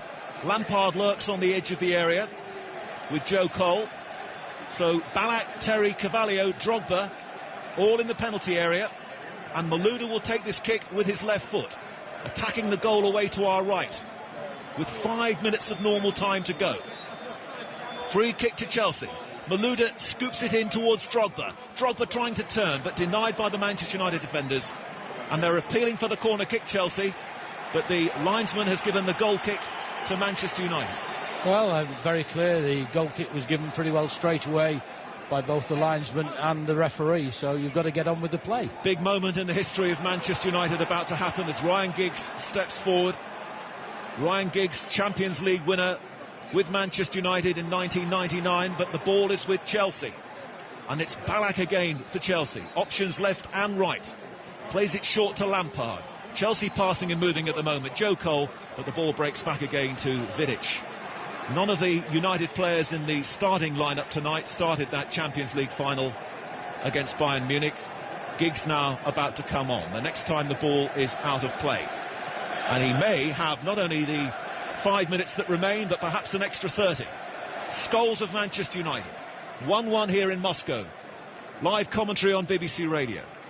The ball just inside the Chelsea half, and Giggs waits patiently to come on. Ronaldo, not quite as effective in the second half, and that was a lazy touch by Ronaldo. Gives possession away very cheaply. It's Lampard now for Chelsea. Lampard to Malouda. Chelsea going to try and finish it off in normal time here. Malouda skips over the ball, and now Makelele finds Lampard. Lampard plays it short to Essien. Chelsea now looking to Malouda again. Malouda tangling with Hargreaves. In steps Joe Cole. Poor challenge from Hargreaves. Joe Cole's knocked it into Drogba at the near post. And another appeal for a corner kick. And another goal kick, and now here it comes. Here comes Ryan Giggs to come on for Paul Scholes and make his 759th appearance for Manchester United. And that sets a new club record, breaking Sir Bobby Charlton's 758. Wonderful moment in a great career for Ryan Giggs. Yeah, not a surprise really. You know, we saw less influence of Paul Scholes as the game has worn on. But it's a fantastic achievement by Ryan Giggs. And what a stage as well to make that appearance in.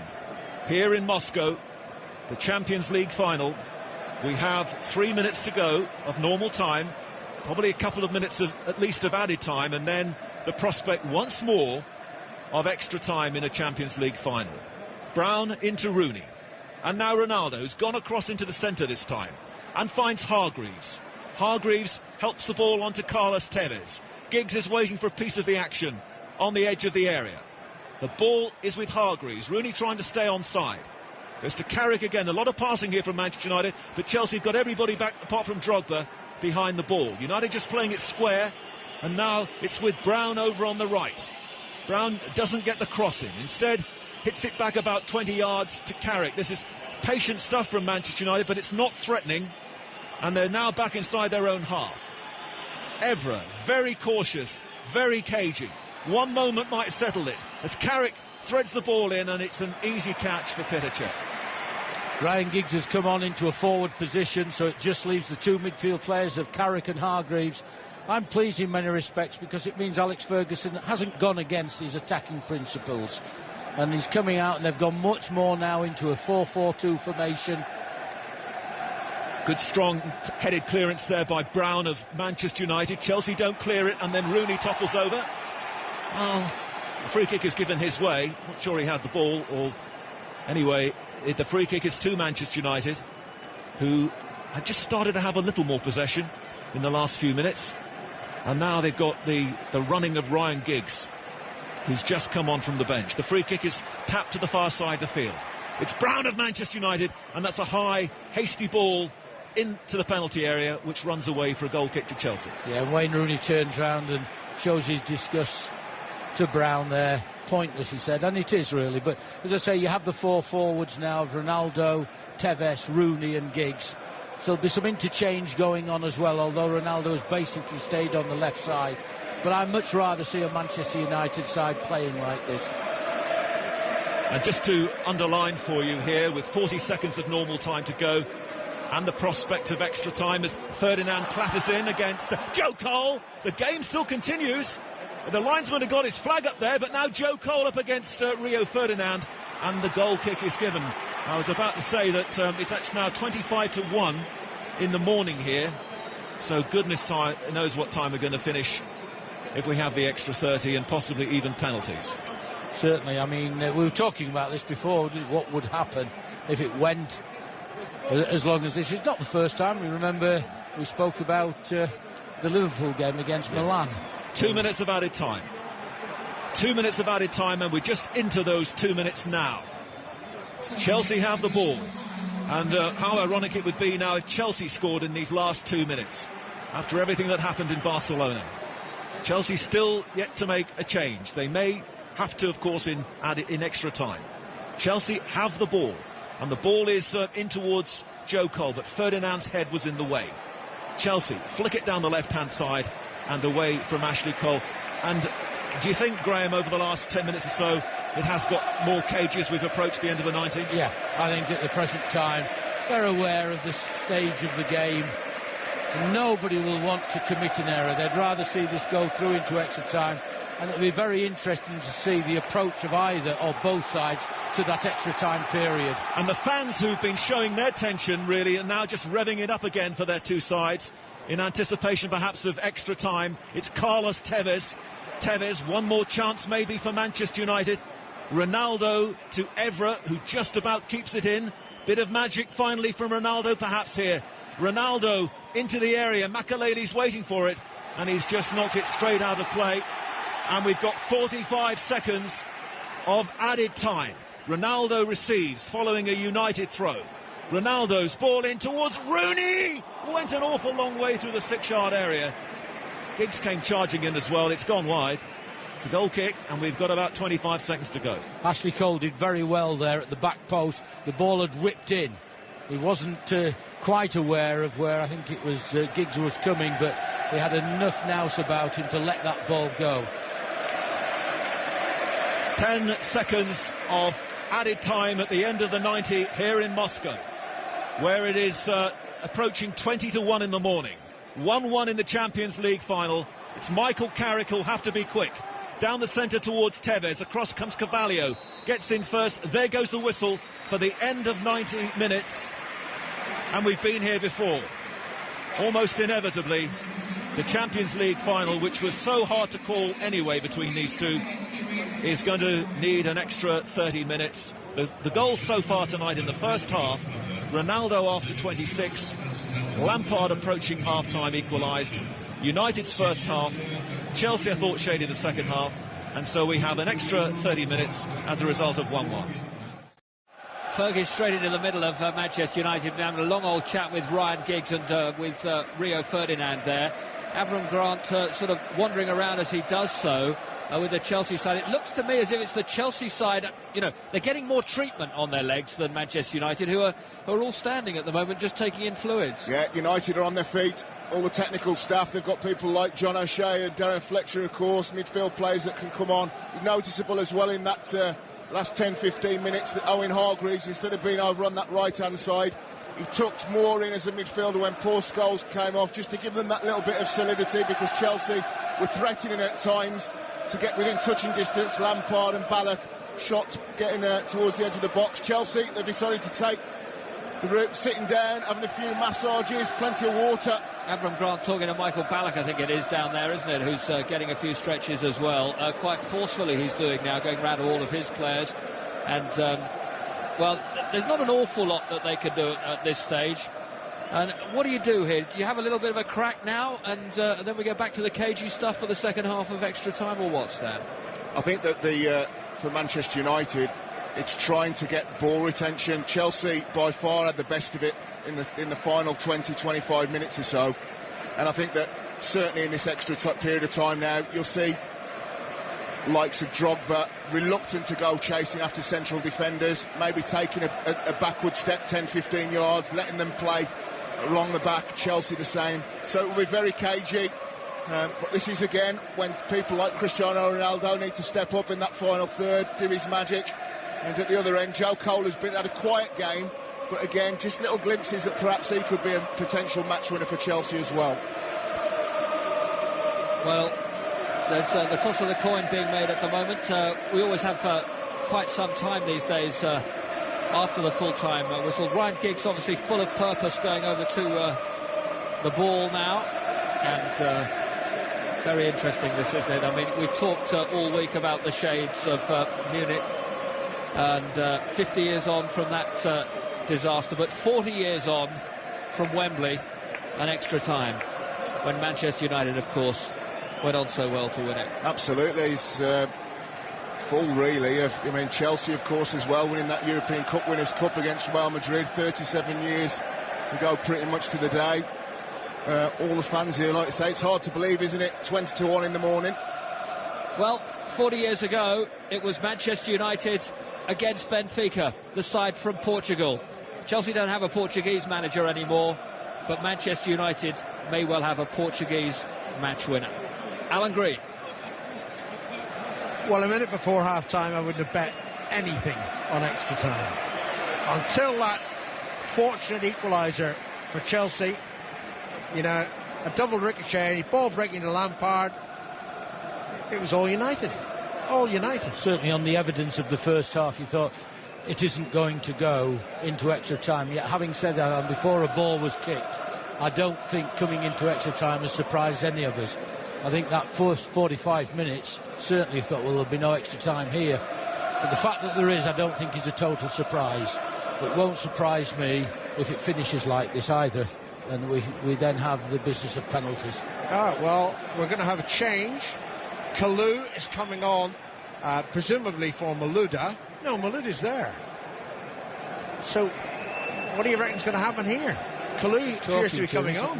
There's no sign of the change now. Now, look, Kalou stripped off, but the first period of extra time has begun with the same personnel that ended normal time. In other words, the only change in the game was Giggs on for Scholes. Here's Carrick from Manchester United. Back to Vidic. They're attacking the end to our right in this first period of extra time. That's the end into which Ronaldo headed them in front. Rooney. Back to Brian. And now Ferdinand. It's become really chilly, but it is 20 minutes to 1 in the morning. And 6:06 will follow on 5 Live. Any sensible conclusion here? I've got to get my flight at 7 a.m. Shall I start walking now to the airport, Graham? Well, I think that what we're looking at, you may, because it started very slowly. Yeah, caution. Very slowly indeed. Well, you know, if he's thinking of making the change in extra time, I don't know why he didn't make it at the start of extra time. That's Avram Grant. Kalu will be coming on. Giggs whips the ball upfield, easily cleared by Essien. Hargreaves definitely in a central midfield role now. To Ronaldo, back to Evra, into Tevez. Tevez, centre of the Chelsea half, to Michael Carrick. Carrick slides the ball forward to Giggs, onto Tevez, promising. Tevez is there, but so too is checked as they tried to pass their way into the penalty area, pass their way into a goal opportunity. I think they're a little bit unlucky there. I'm not so certain about the Chelsea defender, whether his intention was to intercept or not, but a lovely 1-2 by Rooney and Tevez. Some good play there. Vidic heads, checks clearance to the halfway line, then it's headed out by Giggs for a throw, and here comes the Chelsea change. And it is the change I anticipated. I just don't understand why it wasn't made 2 minutes ago. That is strange, isn't it? It is Malouda who comes off and Kalu goes on. And straight away, of course, Kalu takes up that left attacking position of the sort of two players behind Drogba. Ronaldo attacking down the other flank for Manchester United. And Ronaldo running at Essien. Essien gets in a challenge. I think he may have backheeled the ball into Ronaldo, and it's out for a throw into Chelsea. To be fair to Essien then, when Ronaldo started to stretch him with a run, he stuck with him, and he's strong and powerful, and I think he's done as well as he could do, playing in the position which isn't really his natural position. A number of Chelsea players, I thought, in the second half, Graham, came on. Definitely. Essien did. Yeah. Joe Cole started to show much more. Frank Lampard, Michael Ballack. But they could hardly play as ineptly in the second half as they certainly played in the first. 1-1 here in extra time here in Moscow. The referee's decided there's an offence against John Terry, and he's awarded a free kick to Chelsea. Just, certainly wasn't there, but Makelele takes it and is allowed to take it close to the halfway line. On it goes to Kalu. Brown is there, gets a toe to the ball, it's out of play, and it's a throw in to Chelsea. 3 minutes of extra time have been played. Ashley Cole to take the throw in. Ballack lurking just outside the penalty area. Cole throws to Kalu. And Kalu into Ashley Cole again, into the penalty area, tries to slide it back, chance for Ballack, Lampard, they all want to shoot, Lampard hits the crossbar, Cole hits the card, up over the crossbar, behind for a goal kick. That's twice Chelsea have hit the woodwork. Well, as much as Chelsea were lucky to equalise just before half-time, Manchester United have been fortunate with first Drogba in normal time, and now Joe Cole hitting the woodwork. I didn't understand why Ballack didn't shoot a goal. I mean, he unselfishly led the ball to Lampard. Here's Lampard again, in towards Drogba. Drogba can't pick up possession though, and it's cleared by Vidic. And that's loose from Carrick. And then Ronaldo steps in, wins the ball back. Well done, Cristiano Ronaldo. Sprinting down this near touchline. United right. On to Rooney. Rooney back to Ronaldo. Running away from Makelele. Is the cross good enough? In towards Tevez. Headed clear by Carvalho. Ever on the far side of the field. Oh, the referee spotted a foul by Ryan Giggs, and it's a free kick to Chelsea. There's been this talk about Ronaldo having to perform on the big games. He's performed in this game, there's no doubt about that. It's a fantastic run, a strong run by him, good delivery, good end delivery. And he's, proving some of the, let's say, not critics, but some of the people have questioned, can he deliver? I think on this particular game he certainly has done. He's been United's best player. Oh, Drogba knows well. Where's the ball in the air? Joe Cole dives. That's why he didn't get the free kick, Joe Cole, because it was a dive. It's not just the foreigners who dive. England players do it as well. Cole is down at the moment as if he's injured. I don't know. Play continues. Michael Carrick back to Hargreaves. Hargreaves on to Tevez. They're going to put the ball out of play. They are. Joe Cole will receive treatment, necessary or otherwise. I've said this a number of times. I know it puts pressure on the referee. I don't believe it's up to the players to kick the ball out at all. I think the referee must decide when play stops, and then that will cover up all of this business. And it ought to be known that it will be the referee that decides when play stops. This is the 14th European Cup or Champions League final that's gone to extra time. And I repeat, 4 of the previous 15 Champions League finals required penalty shootouts to decide the winner.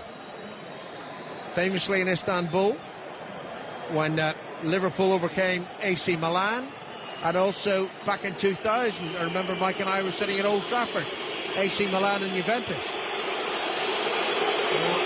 I tell you what, there are a few of the local militia who are donning Manchester United shirts in the crowd. And when the United goal went in, there were 4 very young girls, clearly Russians, who had sort of steward bibs on, and they went absolutely delirious when Ronaldo headed United in front, right in front of us. Doing their jobs, of course. Right, Joe Cole's okay, back on the pitch. We knew he would be, and United get back possession, admittedly deep inside their own half. Well, that's squandered at least a minute of extra time that'll have to be added on at the end of the first 15. Here's Van der Sar. Van der Sar, right-footed.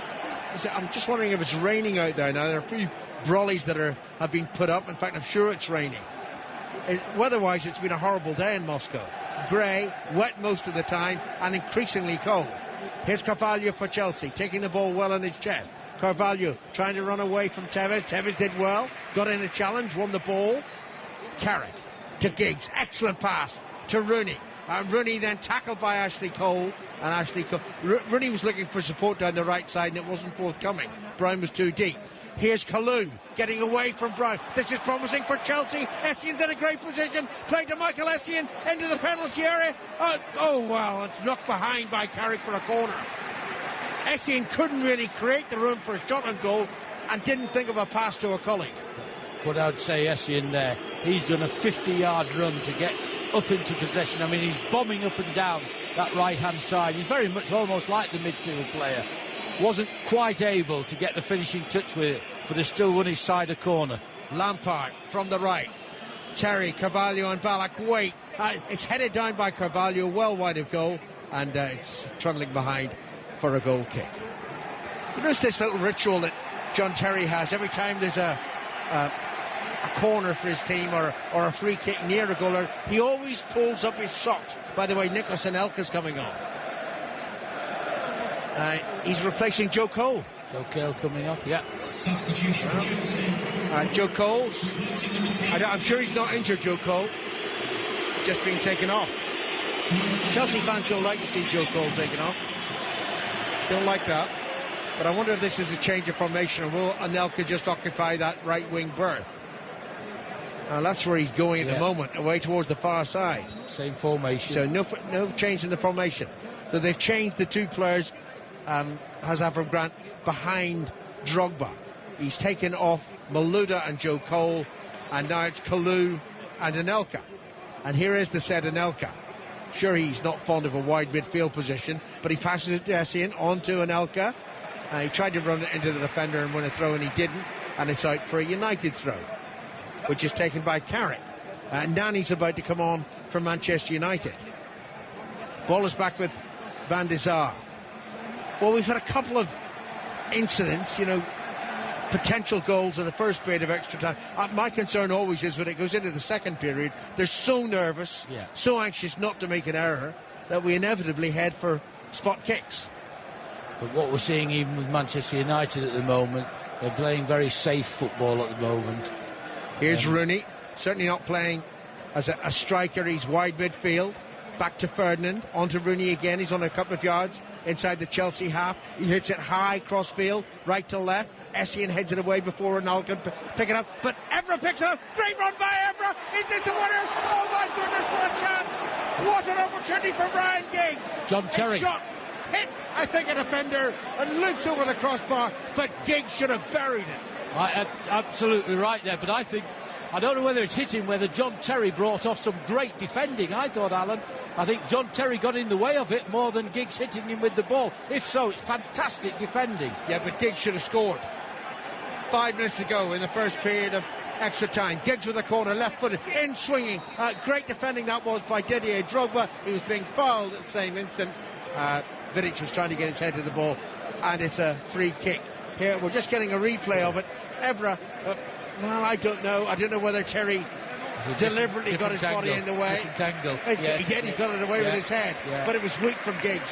Weak from Giggs. Stan Collymore. That was top-class defending. You just say about strikers winning games. Cristiano Ronaldo just seen Wayne Rooney come off for Nani. But that was world-class defending from John Terry. He was on the back foot. His footing had gone, and he still managed to just crick his neck and get the header over the bar. Wonderful defending from, well, former England captain. Well, I don't think Rooney's too pleased to have been taken off, but then he hasn't had the best of evenings, frankly. No, he's and Nani, in this formation for Fergie of 4-2-3-1, Nani is a more appropriate player to be on the field than Rooney. I know Mike was talking before the game, maybe this was Rooney's stage. Well, it hasn't proved so. And of course now he won't be involved in any penalty kicks should we get that far. And at the moment we're 19 minutes of football away from penalty kicks. Approaching the end of the first period of extra time. Manchester United 1, Chelsea 1. Here's Kalou, doing well, getting the ball back to Ashley Cole. And into Makelele over the halfway line. Rare excursion upfield for Makelele. Poor pass, awful pass. Straight to Ronaldo. And Ronaldo can counter-attack for Manchester United. He's got Giggs and Tevez. He finds the Argentine. Carlos Tevez rushing forward into the penalty area. Checks on his right foot. Shoots straight at check. Yeah, once he stepped it back inside on that right foot, I thought he needed to look up because he got support in the box. He went for power straight at him and didn't really trouble check at all. I thought he could have done better there. Lampard gave Makelele a right rollicking for that error. That could have been very costly. Now Chelsea on the attack now. Oh, well played, Kalou. I thought he'd got the throw-in, but it's not. It goes to Manchester United. Nani, back heel to Hargreaves. And now Carrick on to Tevez. Tevez on the halfway line. A simple little pass. Didn't find Ronaldo. And it's taken forward by Essien. The referee decides that Essien has fouled Tevez to get the ball, and it's a free kick to Manchester United. Taken by Hargreaves to Carrick. And now here's Ronaldo again. Tevez is through the middle at the moment for those in red. That's given away by Manchester United. And here's Kalou who gives it away as well to Carrick. Taken up by Nani down the right flank, a yard in from the touchline. Beats Ashley Cole. Has to play the ball back though to Carrick.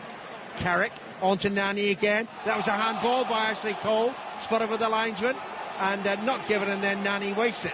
And now he protests to the referee. I think because it came back to him, they said, look, you've got the advantage. Do something with it. Yeah. 90 seconds remain of the first period of extra time. Manchester United 1, Chelsea 1. The lines are open, of course, for 606, which I'll be presenting into heaven only knows what are here in Russia. 0500 909 693. Check with a goal kick. Ferdinand jumps at Drogba. Neither of them make contact. Finishes there, almost caught in possession by Kalou.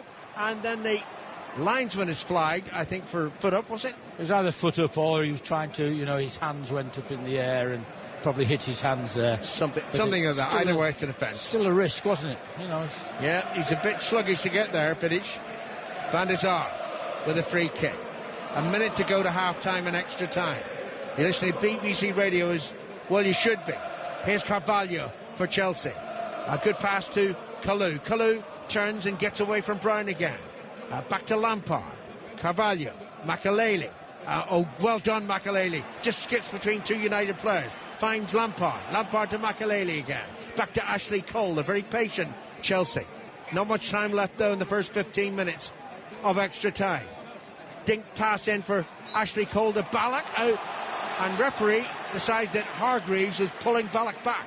It's a free kick, Chelsea. Yeah, I think he got that right as well.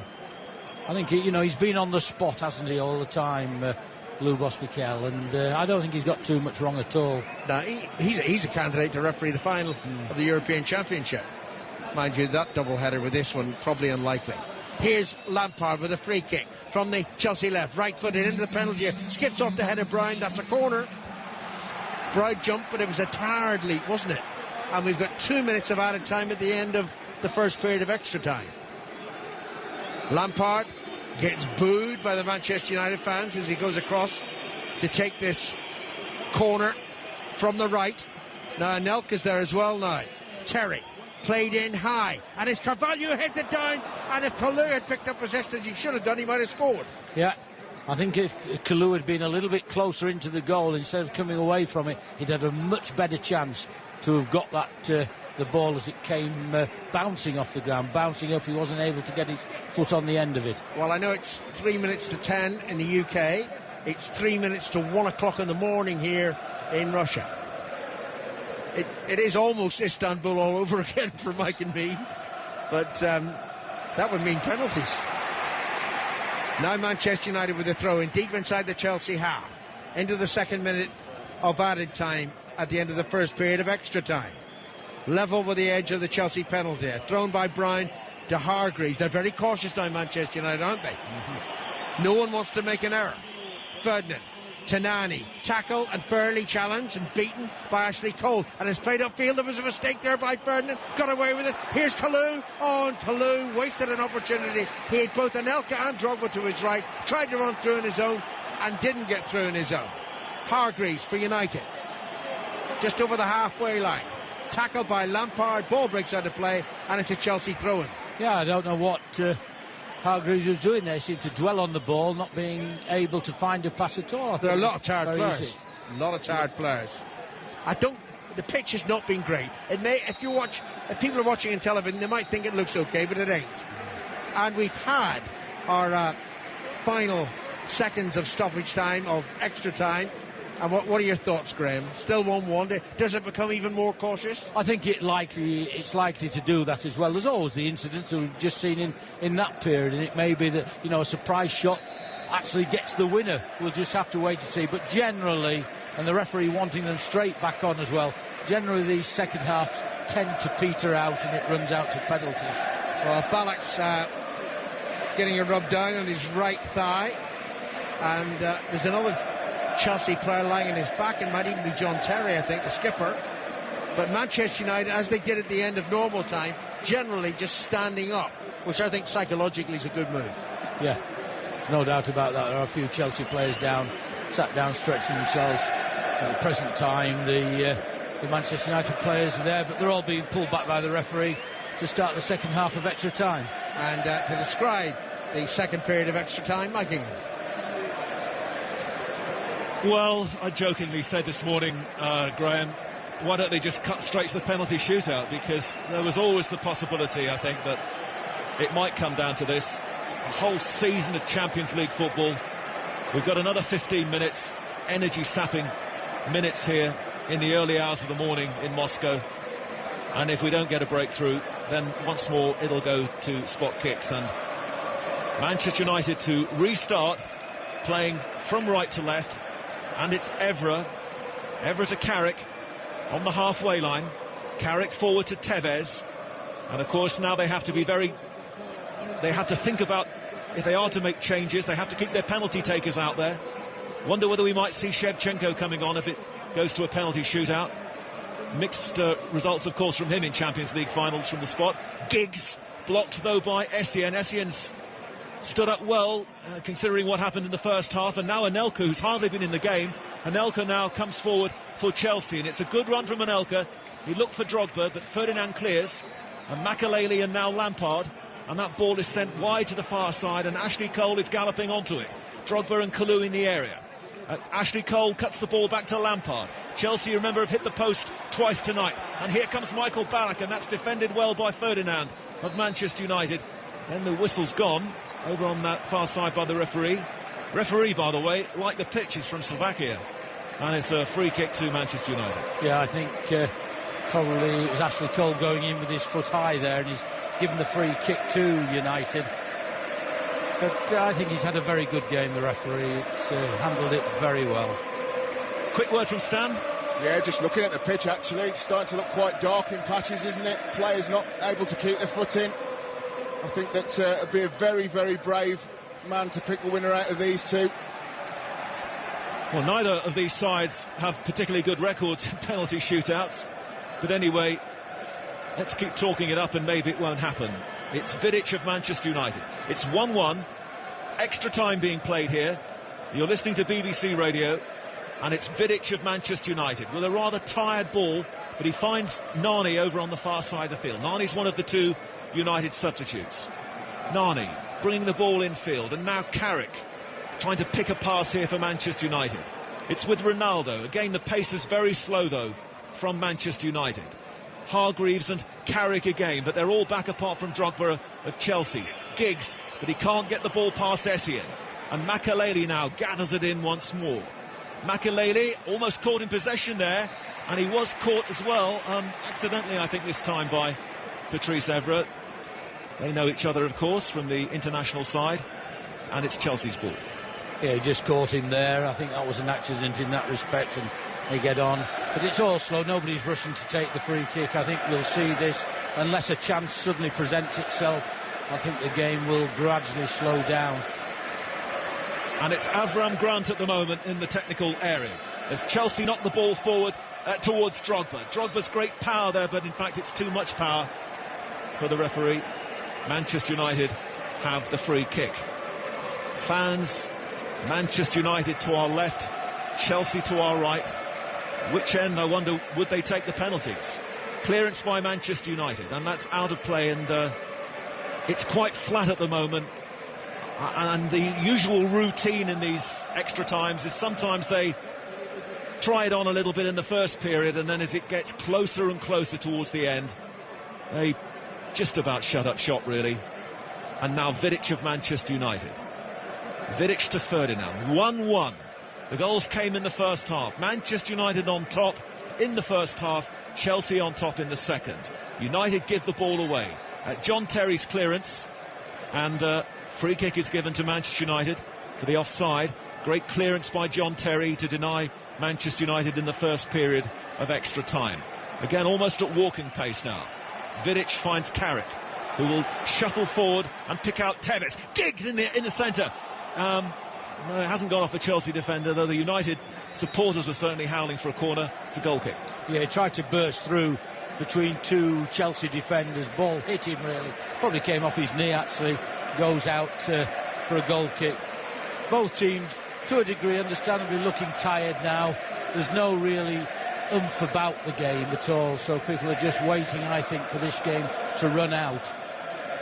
Well, in the stadium, of course, where Sebastian Coe and Steve Ovett did their stuff in the Olympics here, these two now grinding it out towards the end of this Champions League season. We've played already 20 minutes nearly of the extra time here. The ball is thrown in towards Kalou. Kalou can't control it, and again the whistle's gone, and the game is stopping quite a lot here. It's a Manchester United kick. Yeah, it's almost as if, you know, it's prepared to go to penalties. Now there's going to be a winner, there has to be that, but somehow, you know, it could be always very, very, disappointing, because one person, the goalkeeper can't lose on this, but one person probably misses that penalty, and he has to live with that for the rest of his life. So, you know, it's the big, big moments. And the two sides can make one more change each, if they care to. In goes Kalou to win the ball for Chelsea. And the ball may break here for Anelka. Anelka going forward. Incoming challenge from Manchester United from Vidic, which the referee didn't like. And Vidic goes down with cramp. But Chelsea have a free kick, and this is not a bad position for them, Graham. It's interesting. Drogba comes across to him, you know, and he sees Vidic has probably got cramp as well. And he's almost said to him, get up. And when he gets to his feet, probably even asking him to be carded. He gets the yellow card from the referee. Yeah. Now then, Drogba, this is maybe his scene. Balak's not very far away either. It's about 25 yards away from Van der Sar's goal. He's trying to sort the wall out. We are 21 minutes now into extra time here, and it's going to be Didier Drogba, I think, in what, you know, many people are saying could be his farewell appearance, although Michael Ballack is still there just to confuse the issue. Carvalho's gone into the area. John Terry's, will he have a blast here, or will he try and put it onto somebody's head? Free kick, and it's Drogba! Just wide, but Van der Sar follows it into the advertising board. Yeah, I think Van der Sar knew that was going wide. I mean, he got some pace on the shot. It was below crossbar height anyhow, but wide, so Van der Sar was quite content to see that go wide. We appear to be heading towards the inevitable here in Moscow. Graham looks at his watch, and it shows that it's about 6 minutes past 1 here in the morning. The game kicked off on the 21st and it's ending on the 22nd, and Manchester United have the ball. As Alan was saying earlier, in the first half it didn't look as if there'd be any possibility really, the way United were in charge, of it going this distance, as Carvalho now clears. Everybody having to concentrate. Loose header from Vidic. Ballack's ball forward. It's ricocheted off Hargreaves, and that's a very good pass from John Terry to send Ashley Cole away down the left-hand side. Cole infield to Drogba. Drogba trying to hold off Ferdinand, but he only presents the ball to Ronaldo. Only Tevez ahead, though, for Ronaldo. Ronaldo goes past 1-2 players, and get up, says the referee, as he goes down under Ballack's challenge. Referee doesn't give Ronaldo the free kick. Ronaldo now might have a touch of cramp. Tevez has got the ball. I bet he gets back on his feet quickly now, though. And Tevez is doing really well inside the centre circle. Tevez finding Nani down the right, and of course, Ronaldo's back on his feet again. Nani into the area. Giggs and Nani both there. The ball clear to Ronaldo. Ronaldo shot straight at Michael Ballack. Michael Carrick. There may be possibilities now for Manchester United. Hargreaves to Evra. Lots of red shirts available. Evra's ball in isn't good enough. Headed away by Ballack. Retrieved by Hargreaves. Hargreaves going to the right-hand side to find Wes Brown, and going back for the return. Hargreaves ball in, and it's an easy catch to check. Well, just all of a minute there, a couple of minutes of, some very attacking play by Manchester United, increased the tempo and the pace of it. Difficult for them to do that, of course, on a regular basis now. And in fact, Petr Cech has kicked the ball out of play. Rain falling relentlessly here on an unpleasant evening, really, in Moscow. More injuries, more cramp, and more stank on him. Obviously now, fluid is really important. That's where the cramp is coming from. Simple dehydration. And the several players, Chelsea players in particular, Ashley Cole, John Terry, Ricardo Carvalho, all taking the time to stretch those hamstrings, stretch those calves. A bit disappointed from both sides, to be honest, in the final third, when it's come to whipping balls in, either hard and low across the ground or whipping it in the danger area in between the penalty spot and 6-yard box. The delivery has been poor. And after all the earlier tetchiness of the game, by the way, Lampard and Hargreaves there were helping each other out to try and get rid of the cramp. But having said all that, there's a scene developing then over on the far side of the field with Tevez and Drogba. Nani, I think, is trying to keep the peace. Carvalho and Makaleli are stepping in, and it's just getting a little out of hand here. Oh, Vidic and Drogba. The referee just needs to get everyone away now. I don't know what Vidic's problem is. He's shaking his fist at Drogba, and the officials are going in there to help out. The linesman's dropped his flag, and we're going to have even more time to be played in this game. What's all that about, Graham? Well, I wish I could answer it, because it seemed to come out of nothing at all there. Certainly some people, whether Drogba's at it, Vidic, I'm not too certain. I don't think the referee is aware until he's got his notebook. He's coming to Ballack. He shows the yellow card to Ballack. He's having a word with his assistants, with Tevez as well, I think. Oh, a red card to Drogba. For Didier Drogba. Didier Drogba is going to be sent off here in the Champions League final. And a yellow card being shown to Carlos Tevez. Well, if this is Drogba's last game for Chelsea, this is how he's going to finish. And he can't take a penalty. Well, it was a slap around Vidic's face. And then a push as well on Vidic. Did that merit the red card, Graham? Well, it's hand to face. You can look at it. It might have been more than 1-2. You can say what we want. We only just touched him. He's actually slapped him or touched him round the face. And people say, well, he shouldn't do that, or, well, he hasn't hurt him. Hey, you don't put your hand up round people's faces. It's as simple as that, I'm afraid. Ferdinand is stepping in between Drogba and Vidic, just to make sure there's no more here. Drogba still hasn't left the field here. Stan, what was your view of that? Yeah, it was twice. It was right in front of the referee as well. First with the left hand on Vidic, and then second with the right, just as the referee was coming within a yard or so. Crazy from Didier Drogba. What we've seen out the remaining 6 or 7 minutes, or less than that now. And Chelsea are going to have to reshuffle. Saw Steve Clark just on the monitor there, telling them to go into a 4. And, well, could that be the last of the Chelsea shirt for Didier Drogba? And now we have absolutely no idea, really, how much time we've got left in this game. that surely now the pendulum turns towards Manchester United again, Graham. Well, you would think so, wouldn't you? Just in there, and yet we've seen so often teams go back. They'll go to a 4-4-1 or something like that, makes them difficult to break down. So it doesn't always follow that the team with the 11 people will come on.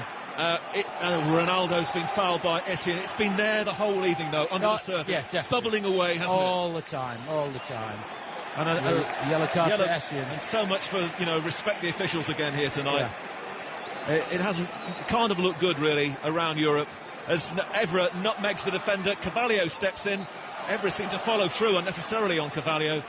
And it's pretty scruffy and scrappy at the moment. It's 8 yellow cards and 1 red, says Alan Green. And so that's the end of Didier Drogba. And I would have thought he was one of the potential penalty takers. Definitely. No doubt about that.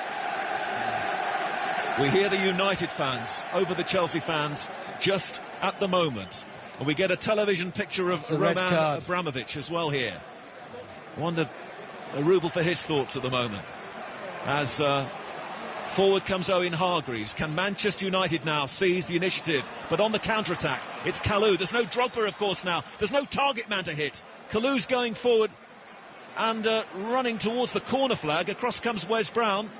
We'll have to really look to the fourth official here for guidance on how much time there will be at the end of this, because I make it we've only got 2 minutes of the extra time to go, but the game stopped there for a good 2 minutes during all that. At the moment we've got Henk ten Kater and Steve Clark and Avram Grant all in the technical area, as the ball is with Edwin van der Sar, who may well be facing another penalty shootout soon in a Champions League final. Ronaldo onto Evra, and that's good defending, strong defending by Michael Essien. Chelsea appeal for the throw-in, and they get it. I know that at the start of the game, Essien would look at himself for the goal that Ronaldo scored and having Ronaldo run at him, but I think Essien has stuck at his task very, very well and gone forward. I think he's had a very, very good game, Essien. Fourth official just pushing Avram Grant and Steve Clark back as they show that their frustration down there, and Elka can't hold on to it. Hasn't really made a great impact since he came on. And it's going to be Manchester United's throw-in. They have an extra man advantage now. Can they make it count? Carrick allows the ball to come onto him and then finds Tevez. And Tevez forward to Ryan Giggs, who's given offside. Free kick to Chelsea. Yeah, straight in line with it. Have to agree with the linesman there. Caught offside, but a nice little movement. I think this is what Manchester United, in the first half they were doing so well, lost their way in the second half. In their sharp passing movements, weren't able to continue with them in the second half as Chelsea took control. The weather's awful here now. It really is raining heavily here in the Olympic Stadium in Moscow. 2 minutes of added time we are now facing here, and we now enter those 2 minutes. We are 2 minutes away from yet another penalty shootout. How important they've become in the modern day. They now do tend to settle so many big games. This one was always so close to call. It was so hard, really, to pick a favourite here between these two. And it looks like it is going to go to the lottery of a penalty shootout. Now, Anelka's header on. Away by Ferdinand of Manchester United. Chelsea now really won't be so ambitious, I don't think, without Drogba. United with Nani. They may get one more chance. Nani onto Tevez. Tevez working very hard. He's got Giggs available down the centre. Giggs with a lovely first touch. Still Giggs on the area, on the edge of the area. Giggs ball in with his left foot. Nani tried to get it. It was great defending by Ashley Cole. And now more players going down in the penalty area. So although we've only got 1 minute of added time, the game will stop once more, and the referee will allow the injured players, to be treated. Yeah, he's got crashed by Cole. He's got, as Nani comes in, they collide with the heads, but Nani coming in more powerfully from behind Cole. So both players injured, both players laying down, being treated, and neither of them really moving at all at the moment. And would you imagine, Stan, that over the last 10 days maybe particularly these two have been practicing penalties? Absolutely, without a doubt. I think that for both sides they've realised how important it is. You alluded to it, Mike, in European football these days. We all thought that it would be a very, very close game, maybe 1-0, 2-1 either way, and certainly no surprises that it's going to go to penalties. So whoever the five are, of course Didier Drogba may be one for Chelsea, maybe even Wayne Rooney as well. for Manchester United. They're certainly not going to be taking them. It'd be interesting to see who lines up in each 5. Absolutely certain, of course, Cristiano Ronaldo will take one for Manchester United, and absolutely certain Frank Lampard and Michael Ballack and probably Nicholas Anelka, I would think, will be taking them for Chelsea. I think we've got a minute now to go of added time. Obviously the game stopped because of the injuries. Ryan Giggs has just been called over now for some final words, final instruction really from Sir Alex Ferguson to see whether United, remember how late they left it in Barcelona. Nani's got a plaster on his head wound. It was Ashley Cole, who was the Chelsea player, who was injured. I think Ashley Cole actually will be a potential penalty taker. Seen him taking some good ones over the years. Like Anderson's coming on, isn't it? Anderson's coming on. There's no sign of Shevchenko, by the way, coming on. But we think Anderson, who maybe is as a designated penalty taker, but they'll have to be quick. We haven't got too long to go as Cech clears, and maybe that's why he is wearing the orange, to try and confuse them all. Now Evra for Manchester United. One last whirl downfield. Ronaldo, that's a tired touch from Ronaldo. Essien denies him. Ronaldo to the unmarked Michael Carrick. Carrick now swings the ball across to the far side of the field. Nani knocks it in. Terry stretches, doesn't really get it away. Nani again. Still Nani for Manchester United. Ronaldo on the edge of the area. Bends it in towards Tevez, who off balance can't control his header. And now if they're going to make the change, they really need to do it now, because we've seconds to go here in Moscow. Yes, the change is being made now. And Chelsea are making one as well. Belletti, not Shevchenko. Belletti for Makelele. And Anderson to come on for Manchester United. No idea at the moment who's coming off to make way for Anderson. So Belletti, who, remember, made such a huge impact for Barcelona, coming on as a substitute against Arsenal in the Champions League final. Belletti comes on, Makelele makes way, and there's some delay here before Anderson comes on for Manchester United. They just can't seem to get the message across here, or maybe they haven't decided. Alex Ferguson's out there, and then signals Wes Brown to come off. So those are the final changes in the game. Yeah, Hargreaves going back to right back for the last minute of extra time. But they are, to get the penalty takers on, there's no doubt about that. It is 1:20 in the morning in Moscow, and the Champions League trophy still waiting to be presented here. John Terry's diving header, that's the end of the final. So Anderson and Belletti have come on presumably to be involved in the penalties, which is exactly what we're going to have here now as a result of the final score here being 1-1. And I'm sure you've been with us, and just in case you've recently joined the commentary on BBC Radio, United's first half, they led through Ronaldo. They could have had other opportunities to score. Cech made a double save, which was fantastic for Chelsea, still could be very important. Half-time approaching when Lampard scored, he got a couple of lucky ricochets, and then Chelsea built on that in the second half. They hit the post twice in the game, and so at 1-1 here we have another penalty shootout. Thank you, Mike Ingham. 0500 909 693. The lines are open after the presentation of the European Champions League Cup to either Manchester United or Chelsea after penalties. Alan Green will be with you for a full hour tonight, whatever time we finish here in the Luzhniki Stadium in Moscow. Penalties speak for themselves, Stan Collymore. Didier Drogba, what on earth was he doing? I mean, that is the bad side of him, and that is why some of those Chelsea fans behind the goal, although they love him as a player, won't be sad to see him go. No, if it is to be his last game in a Chelsea shirt, it's a real ignominious end, isn't it? He walked away down in that corner towards the Chelsea fans, and it was almost like a cricketer out for a duck at the MCC. They all turned away, no applause for him. But going back to the penalty shootout, what they've got to do, and I'm sure that they've been doing this week, is whoever takes them is to make your mind up before you walk up and stick to it. Don't be fazed by whoever's behind, whichever goal they're shooting at. Whoever's it, obviously the goalkeepers are going to be there doing their very best to put them off, to move across the line. Make your mind up early, Mark, and stick to it. That is the most important thing in penalty taking.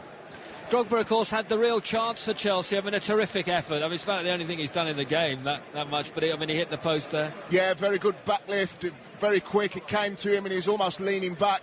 He knew exactly what he wanted to do, and in that split second managed to do it. The ball whipped in, came off that left-hand post. Frank Lampard, of course, what an ending that would have been if a 2-goal blast in a Champions League final with the season that he's had. And he dug it out, and it nearly hit the underside of the bar. Not quite. I mean, he was so unlucky. I mean, it was a sort of after you there. Ballack really set him up. Rather, he could have had a go himself. Absolutely. Just looking at the statistics, distance covered, Manchester United 139.56 kilometres to Chelsea's 144.93 kilometres. Where they get these figures from, but it just gives you an idea how much ground both sides have covered this evening. Well, Chelsea are now in this little huddle. Avram Grant is in the middle of it too, and it's all down to really now a bit of luck, a bit of nerve, and a shot on target. Absolutely, as you're saying, shots on target there. Chelsea had double, 24 to Manchester United's 12. So Chelsea, without a doubt, have had the best of it in front of goal, but it's still stalemate. And like I say, the players are just walking away now. Seeing Cristiano Ronaldo, Michael Carrick, Nani, Anderson, Owen Hargreaves, all there. Vidic, all the players walking over. Manchester United, Chelsea still in their huddle, waiting to take those penalties. Of course, that little bit of nastiness that we had at the end, it's been a bit niggly all the way through. It's sort of quite similar, I think, obviously, to the groundsman's incident at the end after the warm-down during the league game. You know, they've just sort of carried on a bit, haven't they, a few of them? I mean, Makelele's was at it throughout the whole game as well. Absolutely, and there's huge stakes. I mean, what we must never try to do, you know, we're in a stadium now, it's wonderful, you know, both sets of supporters, and these days, physical contact. Just seeing Frank Lampard giving the Chelsea supporters an applause, getting them to raise their voices, but what we don't want is the lack of physical contact. Well, the referee walks towards the end, which behind the Manchester United fans are behind down there. So that's the end. It's to our left where these penalties are going to start. And, well, Stan Collingwood was saying that they've had something like 135 kilometres to cover Chelsea. It's not a long walk, but it'll feel like a long walk if the strikers come back without scoring the goals. Penalty shootout in the Champions League final now between Chelsea and Manchester United. Here's Alan Green. And soon it will be Carlos Tevez to take the first penalty kick in this shootout. For Manchester United, of course, Petr Cech will be in goal. United have lost both their shootouts in European club competition. And I was commentating on an absolutely incredibly miserable night, also in Moscow, 16 years ago, from a bus with Jimmy Armfield. We'll never forget it. That was in a slightly different arena to this one. Here's Tevez to try to put United in front, and he shoots United in front. Cech went to the right, the penalty went to his left, and United are a penalty up. Excellent start for Manchester United there. He came around it very, very well. I mean, my view is there's no excuse for a softly hitting penalty unless you score. I think you've got to get your accuracy, you've got to get your pace, and you've got to know exactly where you're going to put it. And certainly Tevez did extremely well then. Germans never miss penalties. And Michael Ballack, of course, put one away recently against Manchester United in the Premier League. So it's Michael Ballack against Edwin van der Sar here in the penalty shootout. Ballack steadies himself and scores. I mean, was there any doubt ever about that? Van der Sar was nowhere near it, and it's 1-1. Once again, there it goes on that pace and power. Knew exactly what he was doing. Even if your goalkeeper knows the way you're going to do, they're going to do very well to get a hand to those kind of penalties. The penalties are being taken at the end to the left, behind which are the Manchester United supporters. So here is Michael Carrick, right-footed, and again he beats Cech very comfortably. Cech went the wrong way, and Carrick bulleted the ball into the net. Yeah, sending him the wrong way, shaping to put it to Cech's left, swung it with that power into the right-hand side. But 3 very, very good penalties so far. Well, this is why Balletti came on to take a penalty. By the way, the last time Van der Sar played in the Champions League final, he lost in a penalty shootout. This is his opportunity now to redress the balance. I'm tempted to say in Moscow, it's Russian roulette time. Penalty for Belletti and Chelsea. And at the moment, they're 2-1 behind. Here comes Belletti, sends Van der Sar the wrong way. And it's 2-2. I'm just watching really as the goalkeeper's changed. So Van der Sar previously took an eternity to get up there. Belletti was waiting for him to come. Not so with Petr Cech. He's got himself into the goal. Do you think this shootout will finish before 2 a.m? Here's Cristiano Ronaldo, who of course missed a penalty in the semi-final first leg away to Barcelona. So unusual for him. Will it be playing in his mind? Cech crouching on the goal line in vivid orange. Ronaldo hesitated. No, he shoots, and Cech has made the save. Ronaldo's missed again. Advantage Chelsea. Could argue trying to be clever. He's run up, stopped, tried to check him out, and then went in, and Cech himself has then read it. Well, Frank Lampard stepped up in the Champions League semi-final against Liverpool, and this his opportunity now to give Chelsea an advantage. So Ronaldo, of all people, has missed. And now if Lampard can keep his cool, Chelsea will be in front. Lampard scores. Chelsea lead 3-2. Well, very, very confident, isn't it? You know, the pressure on Lampard, the opposition's just missed a penalty, and the pressure comes on you then. You know, if you can score, you put your team ahead. So very, very comfortable, excellent penalty. Crunch time is being reached. It's Owen Hargreaves now from Manchester United, who trail 3-2 in the penalty shootout. Remember, Chelsea lost in the semi-final shootout at Anfield last season in the Champions League. Hargreaves really needs to score. Right-footed, checked out the right way, but it was a good penalty by the England player, and they're level 3-3 for the moment. Well, we saw, as Mike was saying earlier, English player brought up in Germany, no problem whatsoever. What a good penalty that is. I've seen Ashley Cole take a few good penalties for Arsenal. Here he comes for Chelsea. Remember when Chelsea, on this very night, won the Cup Winners' Cup? That was after a drawn game. They replayed 2 days later. They don't do that these days. Ashley Cole now has an opportunity to keep Chelsea in front. Ronaldo has missed, the only miss so far. Ashley Cole now, who lost in the Champions League final with Arsenal against Barcelona. Edwin van der Sar, just a little bit of gamesmanship there, talking to Cole. He's not going to have much of a run up here. He's going to take it left-footed. Oh, and it's just crept in. It's just crept in off Van der Sar's body. And Chelsea now lead 4-3. Seemed to go through, didn't he? Van der Sar read it correctly, went the right way. You look at the expressions of the Chelsea players there, but it's in the back of the net. That's all that matters. Now, it's very simple at this moment. Nani's going to take this penalty for Manchester United. If he misses, Chelsea are champions of Europe for the very first time. What a responsibility on the young man's shoulders. He's already seen Ronaldo miss. It's a short run-up for Nani. He's going to hit it right-footed, and Cech is beaten. It was an excellent penalty. Well, there is it. I was talking earlier about pressure. What more could there have been on that young man there? Just as a thing of Sir Alex Ferguson, a close-up there. What must be going through his mind? John Terry, Chelsea captain. This is what is meant by leading from the front. John Terry, I mean, it's only a few days ago that he had a dislocated shoulder. He and Frank Lampard in particular have been so close to this holy grail for Chelsea. And how appropriate might it be if Chelsea are to win the Champions League for the first time in their history, if the goal to take them to the glory is scored by this man.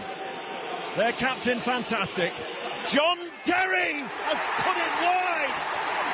He's missed it.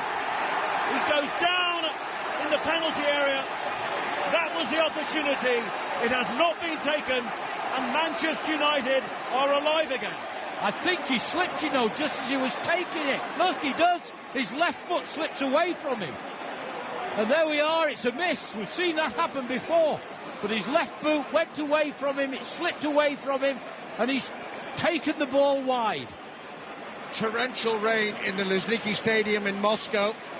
Reprieve from Manchester United. And here's Anderson to put them in front in the shootout. Left-footed, driven in. Fantastic penalty.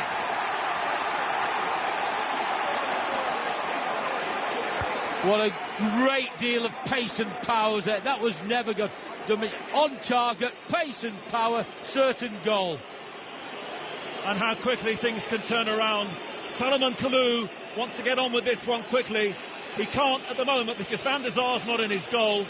Roman Abramovich can hardly bear to look in his city. This is beyond his control now. Kalou has to score or Manchester United win the Champions League. John Terry might have won it for Chelsea. Kalou has to score to keep them in the game and does. He scored, it's 5-5. Very easy. Now I think he's going, as a referee, I thought he was going to have a word with Van der Sar. He needs to do, because Van der Sar, it's so obvious, coming up so slowly, taking his time. Ryan Giggs is next up.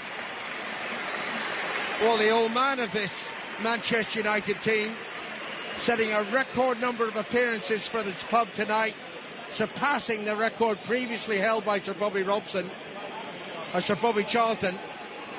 It's 5-5 on penalties. We're into extra time on penalties. Giggs left-footed, easily beats Cech. Sends Cech the wrong way, looks to put it as if he's going to put it in the right-hand corner, swings it round to the left. Ball in the back of the net, comfortable penalty. But the pressure is really on Chelsea now. As long as Manchester United keep putting these penalties away, and their latest player to step up, who's been quite a maverick really, had a roller coaster career, Nicolas Anelka. Anelka, just to repeat now, has to put this penalty away for Chelsea to keep them in the Champions League final. Van der Sar tries to spread himself as wide as he can and makes the save for Manchester United. Van der Sar denies Anelka, denies Chelsea. And in the city famous for Red Square, it's a red night here in Moscow as Manchester United once again become champions of Europe. It's an extraordinary moment. Manchester United, the whole team, have gone to celebrate except Ronaldo, who is lying face down on the turf. Cries of joy from him, and just 10 yards away, John Terry stooped, hands in head, obviously crying his eyes out there. What have I done? He had the chance to win it for Chelsea for the first time at Roman Abramovich's home city of Moscow. He is inconsolable. Ronaldo knows that he's got away with it. He absolutely knows he's got away with it. And John Terry knows it is probably his worst moment in football. Frank Lampard is now over there consoling him. Terry's head on Lampard's shoulder, and Ryan Giggs, the sole Manchester United player who goes over there and says hard luck. Stan Collymore, this game can be so cruel, it can be so exciting. It had to go one way or the other. Mike and Alan were talking about that. Who would become the hero, who the villain, whose night might become a long, long one. It's happened to Chelsea and to John Terry. Manchester United are champions of Europe for the third time. Sir Alex Ferguson for the second time. Oh my word, did the pitch change it with Terry there? His leg, his standing leg seemed to go as he hit it. He did, it was reminiscent of David Beckham, wasn't it? Went up to take the penalty, and just at that critical moment, everything seemed to stop. He put the ball wide, and John Terry, the captain, so much at the vanguard of this Chelsea side. He's seen the growth of the club right the way to Abramovich. But congratulations to Manchester United. Well, John Terry has now got his manager Avram Grant looking after him over there. More consoling for the Chelsea captain, who is distraught at this moment. Van der Sar, who's been the other side of a penalty shootout in a final before, has punched the air. Manchester United, Wayne Rooney, who threw his shirt off when he was substituted, has got it back on now, and he stands alongside the only Mancunian in the team, Wes Brown as they do a jig of delight. They're joined now by the rest of the United side. Tevez is in there, so too is Anderson, so too is Carrick. They're suddenly realising what they've done. Fergie is with them as the whole of the Manchester United side grouped down in front of me to the left here, to the cameras that are banked behind the corner flag. It is Manchester United's night. It is Fergie's night once more. Chelsea still stands stunned away to my right. Carvalho walks slowly around, doesn't know what to do with himself. Ashley Cole stands with his hands on his hips, not knowing either what to do. And my word, there's a big deep breath needed for Chelsea, who had it. They absolutely had the Champions League. John Terry could not have strode forward with more confidence than he did, but he put it wide. It went on, and it's been finished by Van der Sar, who cannot believe what he's managed to do for Manchester United. He's away on the far side now, having slid across the Creasy service. And for the other photograph, the Manchester United fans away to my left here, absolutely in complete delight as Manchester United go on a half lap of honour here to start with. The surface is perfect for the dives as they all go to the far side of the penalty box. Chelsea fans away to my right, absolutely stunned. This is all about Manchester United now. 0500 909 693, that's the number to ring Alan Green after the presentation here in Moscow tonight if you want to be part of 606.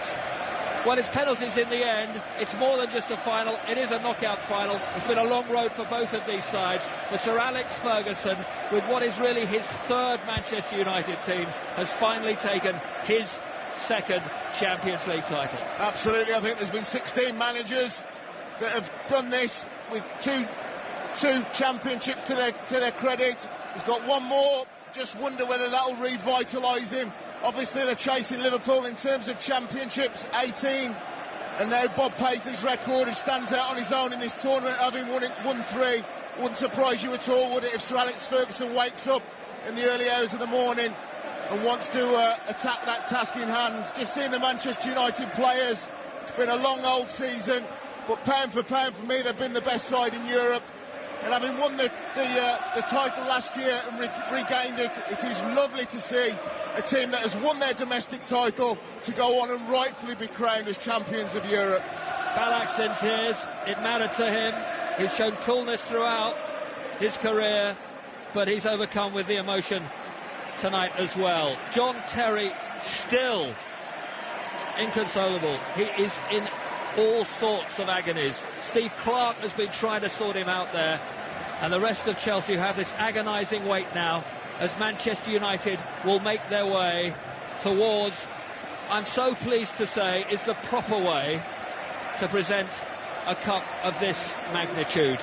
It'll be an old-fashioned step up for Manchester United. Champions League winners, the double is theirs. What a magnificent double for Fergie and for this young Manchester United side. This could just be the real beginnings of something great for them as well, with so many young players involved. Fergie said, I trust my young players to deliver for me. They've done just that. You're listening to 5 Live Sport. It's been a great game. It's perhaps not been the greatest football, but it has had absolutely everything in it. And just one thought. If Drogba hadn't stupidly got himself sent off, would John Terry have stepped forward to have taken that penalty? But it's about winners, and they're Manchester United. Mike Ingham. Well, Rio Ferdinand is desperate to get this trophy. He's urging everyone to join him. It can be a cruel game, though, can't it? I mean, for John Terry, of all people, to miss the penalty. I remember him really going through it after the penalty shootout in Germany, after the World Cup defeat by Portugal. He has just crumpled down there, but as much as they try and console him, Peter Kenyon I see down there, it's all now about Manchester United. They didn't have penalty shootouts, did they, 50 years ago? But 50 years on from the tragedy in Munich, there was that big banner around the stadium earlier on for the Babes. The Babes, of course, were attempting to win that European Cup when they were tragically killed. And 40 years, of course, now on from the success, the first success at Wembley, Manchester United have won the trophy once more.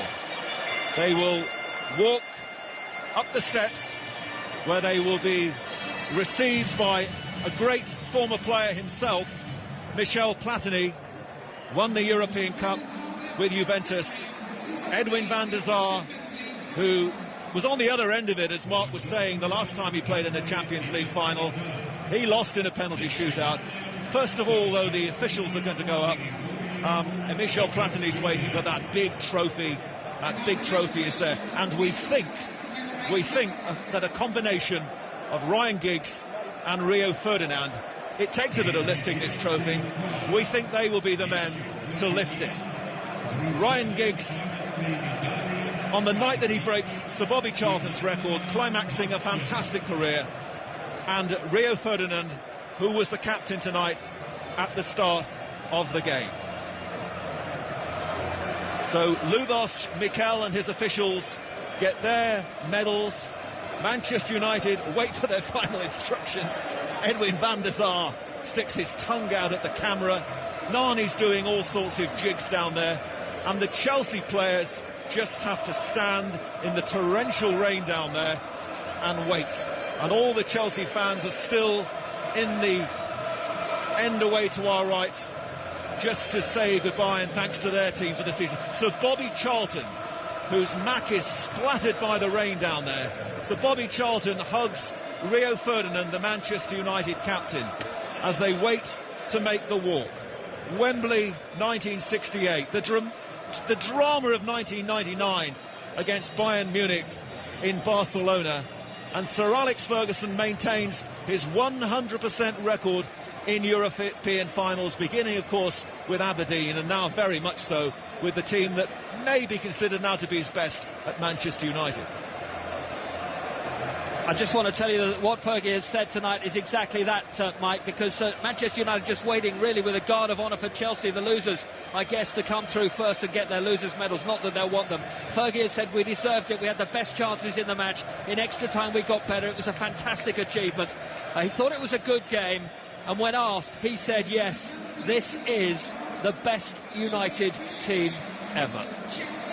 Well, he was holding back on that because he was asked about it yesterday, and his answer really was, well, let's see what happens tomorrow. As Sir Alex shakes the hands of the officials down there, we understand that the survivors of the Munich disaster, Albert Scanlon and Harry Gregg and Kenny Morgans and Bill Foulkes, are here with Sir Bobby Charlton, but it will be Chelsea, first of all, led by their chief executive Peter Kenyon and John Terry and Frank Lampard, Joe Cole, Michael Essien, Ricardo Carvalho, Belletti, and then Nelka. It was his penalty miss in the end, or should it be the save from Edwin van der Sar, which finally settled the issue here. It's a tough game, Graham Taylor, isn't it? Yeah, it certainly is. The situation is that when you come to the penalties there, when we know there's going to be the hero, there's going to be the villain, you cannot alter it. Great tension, great excitement, but at the end of the day it's Manchester United that come out with the trophy. Avram Grant, and there'll be all sorts of conversations and things written over the next few days about where he goes from here. He did actually start his press conference yesterday with the words, "Can I go now?"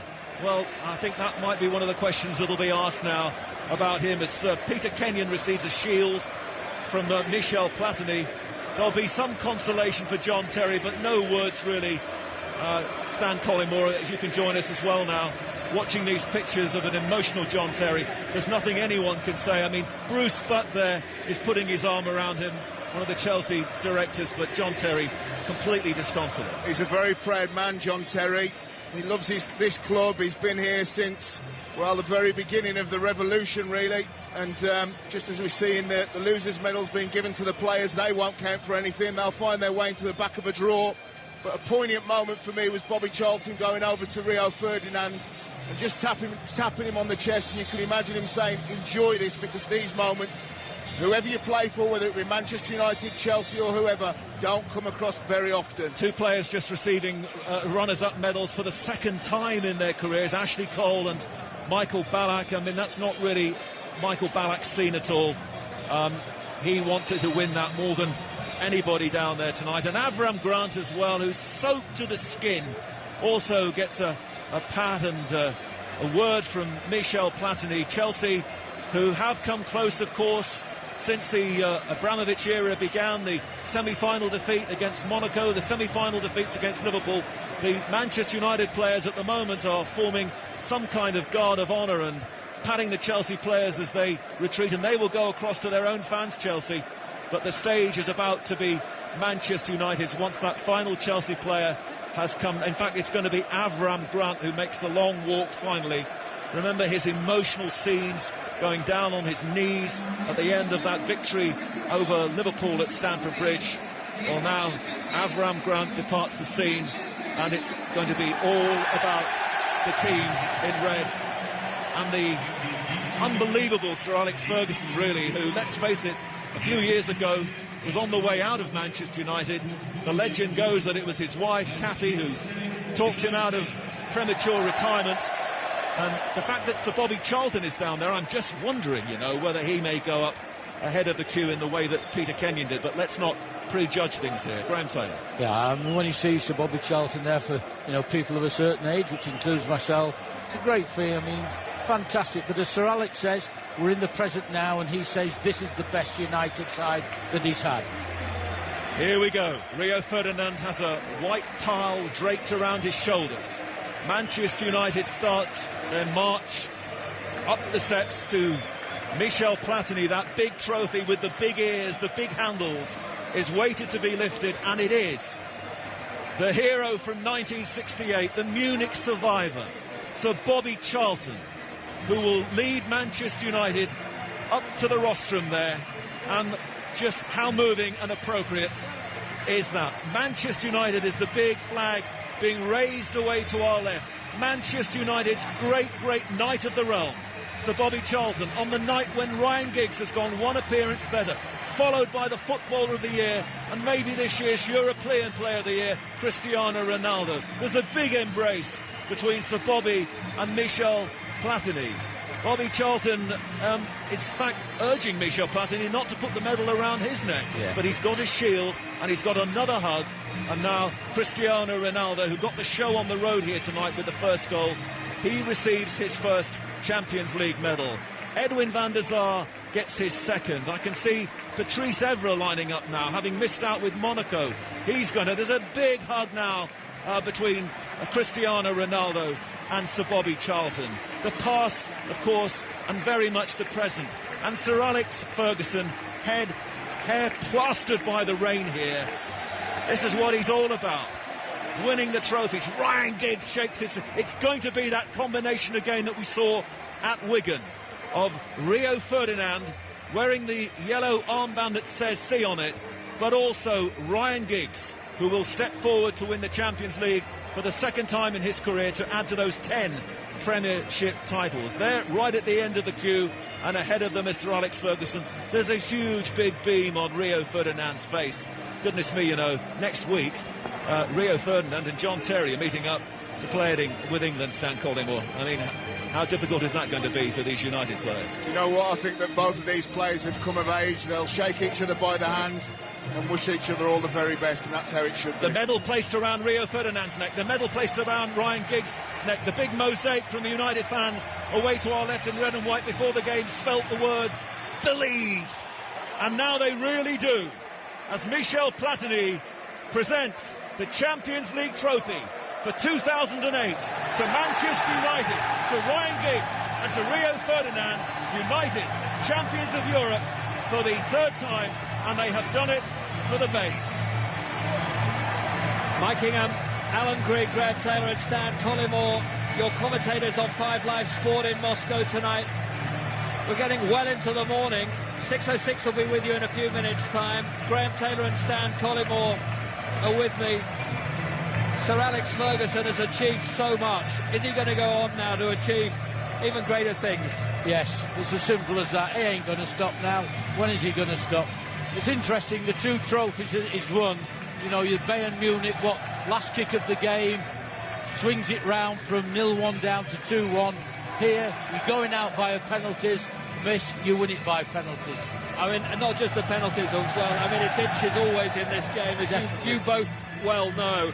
I mean, twice Chelsea hit the woodwork. They pulled themselves up off the floor with that equaliser from Frank Lampard after Manchester United had totally dominated, but it wasn't to be. Absolutely. First half, you'd have to say, was Manchester United. Second's Chelsea. Certainly the extra time petered out. We're just looking at these players. Van der Sar has just lifted the trophy. He's kissed it twice. Saw Wayne Rooney pick it up. Patrice Evra just about now to pick it up. This is what players play football for. You want to get your hand on the big trophies, and they will have a wonderful evening tonight. Fourth goals. What a moment for him as well, Stan. A true professional. Well, like Roy Keane, 1999, I'm sure was etched on Paul Scholes' face. Would he ever get his hands on it again? It's been a long old time, 8 years. But the little fella, for me, one of the best English players of his generation, thoroughly deserved. Well, this Manchester United side are going to celebrate long into the night here in Moscow. Chelsea have sadly, as always the case, made their way after going down to their fans to applaud what's left of their fans here before making their way down the tunnel. Fergie is there now, a broad smile across his face. He'll be part of the action tonight. What's the action like outside Old Trafford, Nick Garnett? Well, this is what happened when the final penalty was taken. What do you think of that? That was too much. That was too much. Oh my God. I couldn't believe that. What are your thoughts? Unbelievable, unbelievable. What a finish. I thought we were dead and buried when we missed the first penalty. Next thing, we're back. Unbelievable. I just can't talk. Unbelievable. Well, here at the pub round the corner from Old Trafford with four of the fans, just how was that for you? That was a brilliant result for football. In what way? In the way that Chelsea's attrition football didn't come through. They got beat in the end. What were the nerves like in here at those penalties? I have to say, I walked away and didn't watch them. What about you? Did you watch them? Come on, United! Did you watch them? I couldn't bear to watch, but at the ending you just had to give in and just try and pray yourself towards the telly. But best night of my life, just don't tell her. Lovely. Well, fans are going to be celebrating right the way throughout the night. Well, the Manchester United side now make it back out on the pitch, led by Wayne Rooney on this occasion, alongside him Anderson, who's showing what quick feet he's got, and some of the backroom staff who've worked so hard. Fergie was praising them yesterday that the last 10 days following the end of the season was vital for the backroom staff. They did absolutely everything right. Avram Grant was the last of the Chelsea team to leave the field. In fact, I think he probably took a lot of the losers' medals over to the Chelsea fans who are still here, and they seem to throw them into the crowd over there too. It'll be Rio Ferdinand and Ryan Giggs who won't let go of this trophy. The photographs are about to be taken here. West London will be quieter right now, Leslie Ashmole. Oh, absolutely remarkable. They are just bereft, and listen to what it's like now in the streets here. I mean, there's nobody here, and just think how busy it was earlier on. They just piled out of the pub. They all went home immediately. They are absolutely distraught. Absolutely distraught. Leslie, thank you very much indeed. Ronaldo has said that he's staying at Manchester United next season, Stan. Well, there's no need for him to go anywhere else. Is there people talking about world record bids from the likes of Real Madrid and the like? Manchester United have a base. They have the hang on. I've got to say, this is bizarre. We've had the streamers, they're gold. It's like massive bits of tinkle, and it's absolutely the players. The players can't move. They can't move. There's no jig up and down going at the moment. They're a golden generation. There's absolutely no doubt about that, Graham Taylor. You look at that, you had to laugh at it. They've got all these tape, yellow tape, and they're literally covered. When they all came down, the whole Manchester United squad was covered by them, and all you could see was this moving mass of tape. They've got out of it now, and they're taking the cup to the Manchester United supporters. Cristiano Ronaldo and Wes Brown, with Rio Ferdinand Anderson really loving the moment. Wayne Rooney too. The whole of the United side are there.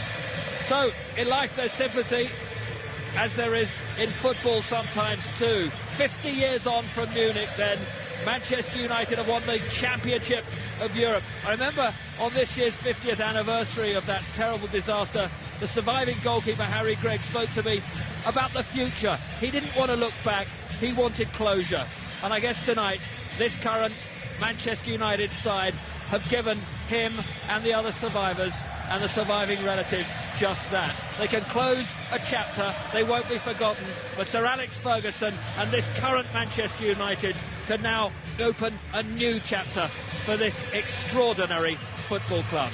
It's Manchester United's night in Moscow. It's your chance to have your say with 5 Live and 606's Alan Green.